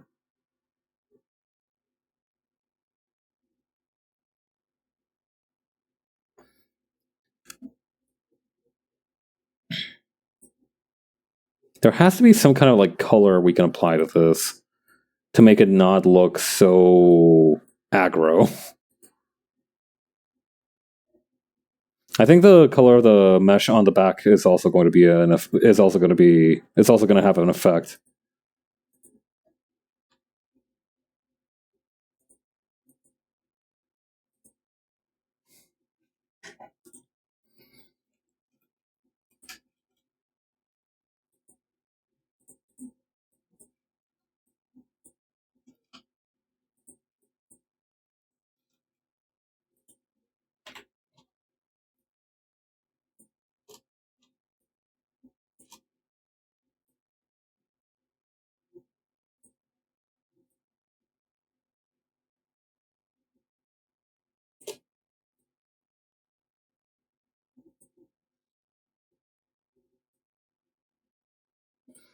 Is there a way to like fill these suckers out?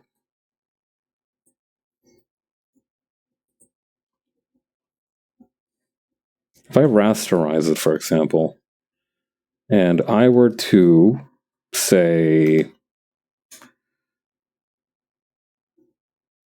Gaussian blur them a little bit. No, that's not what I want. Okay, here's plan B on this. We'll just use a little bit of this, and then we'll use the airbrush to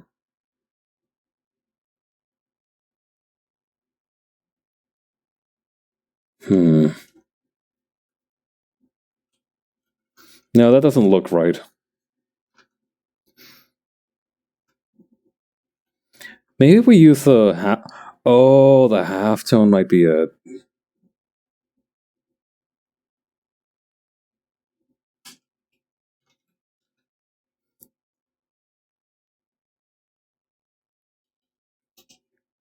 Yeah. Okay.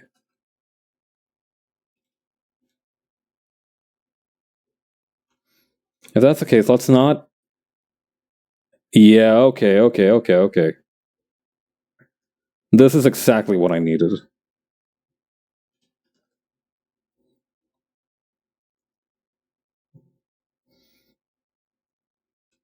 Alright, with that settled, all that's left is to... Hang on. Is to add the little lacy part on the edge here.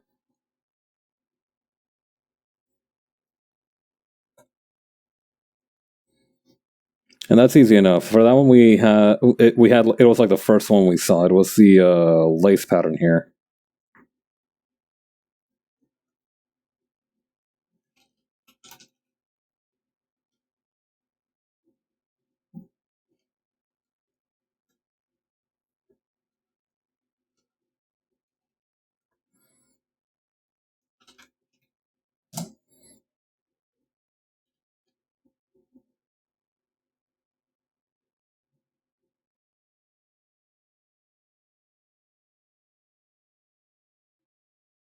I'm on the wrong layer. Also, it doesn't look quite right just yet. But I gotta wrap this up soon.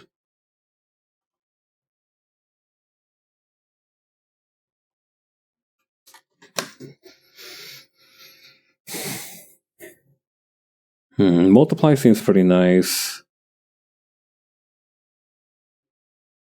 Subtract is pretty nice. Soft light is pretty nice.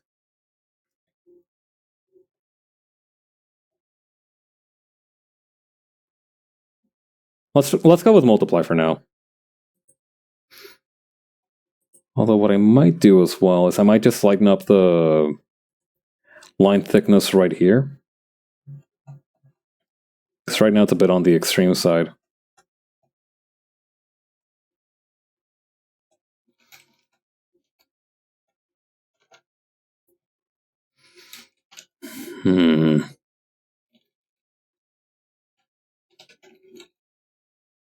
Or you know what? Maybe we can just do that in post. Yeah, let's just send that out in post. The other thing I wanted to do is to maybe add a little bit of shadow right here. Right, and I forgot to add the cleavage too. I need to do that. That's very important. Probably not the most important part, but it's pretty high up there. All things considered.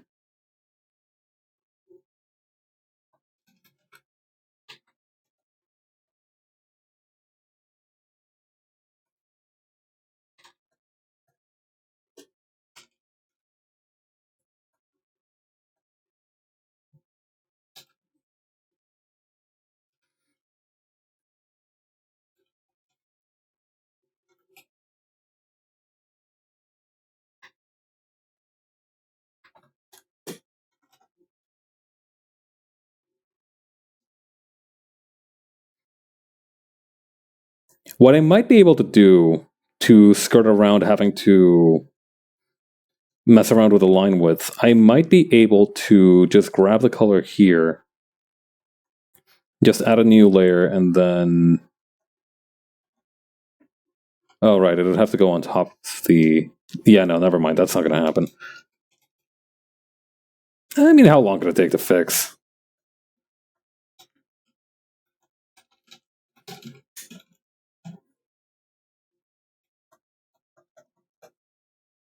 I'm sure I can speedrun this shit.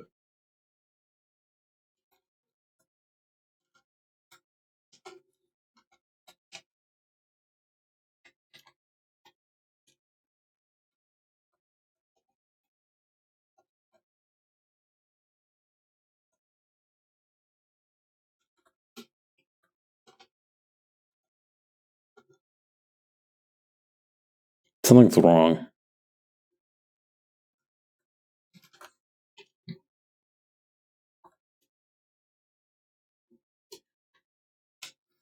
Okay, so if I add the same color...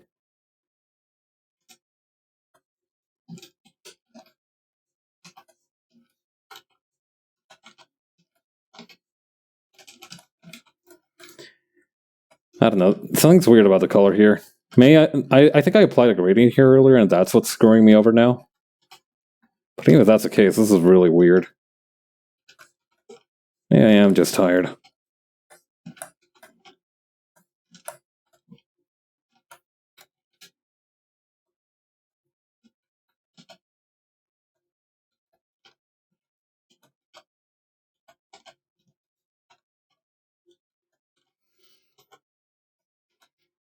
Okay, and then...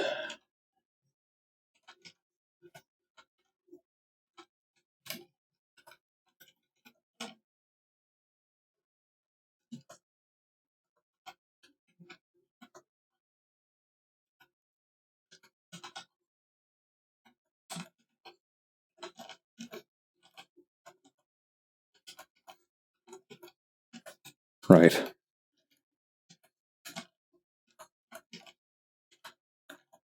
Almost there. Just a couple more pushes.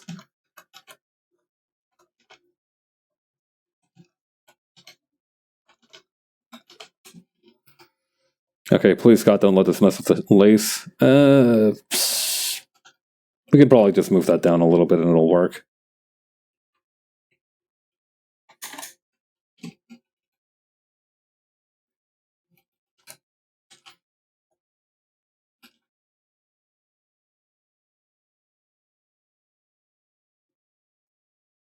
Hmm.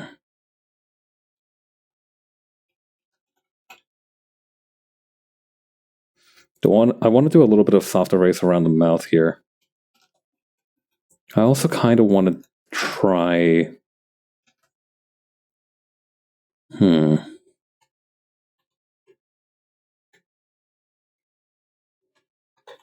I got an idea for how to do this. Hang on.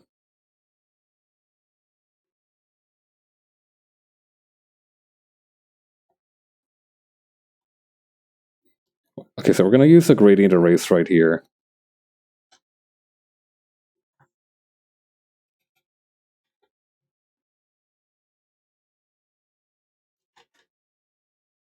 Okay, just around here as well, I think.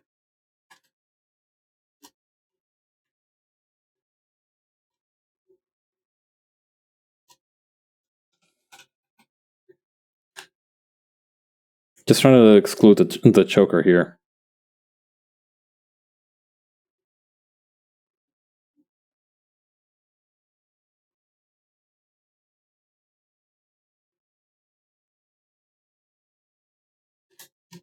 Yeah. All right, one more try.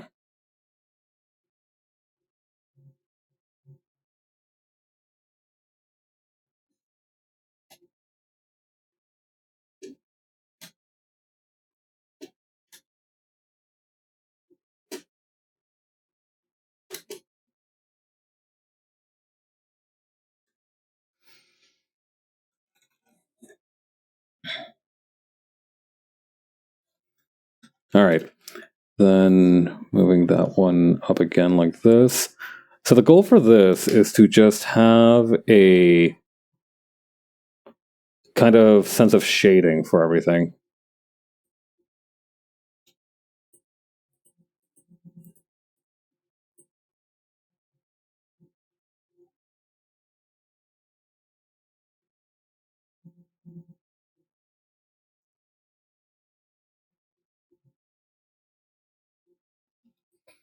Well, I guess it doesn't seem to be making much of a difference, but it does seem to have some warmer colors, so I'll keep it around.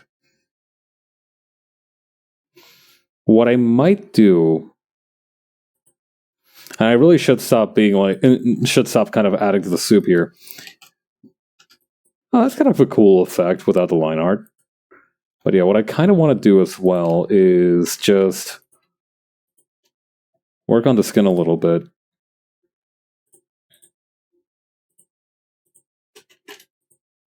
The shading around it in particular.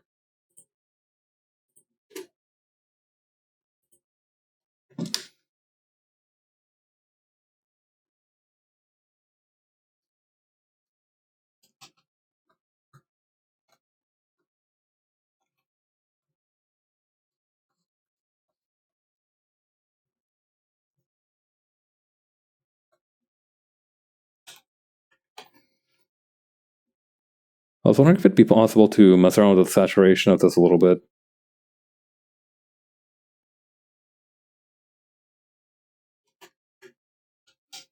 That looks nice. I like that. Alright. That's how we'll do it then.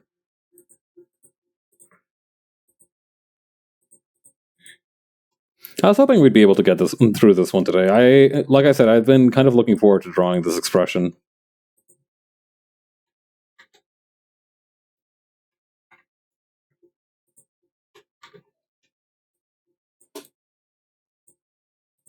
There we go, side by side.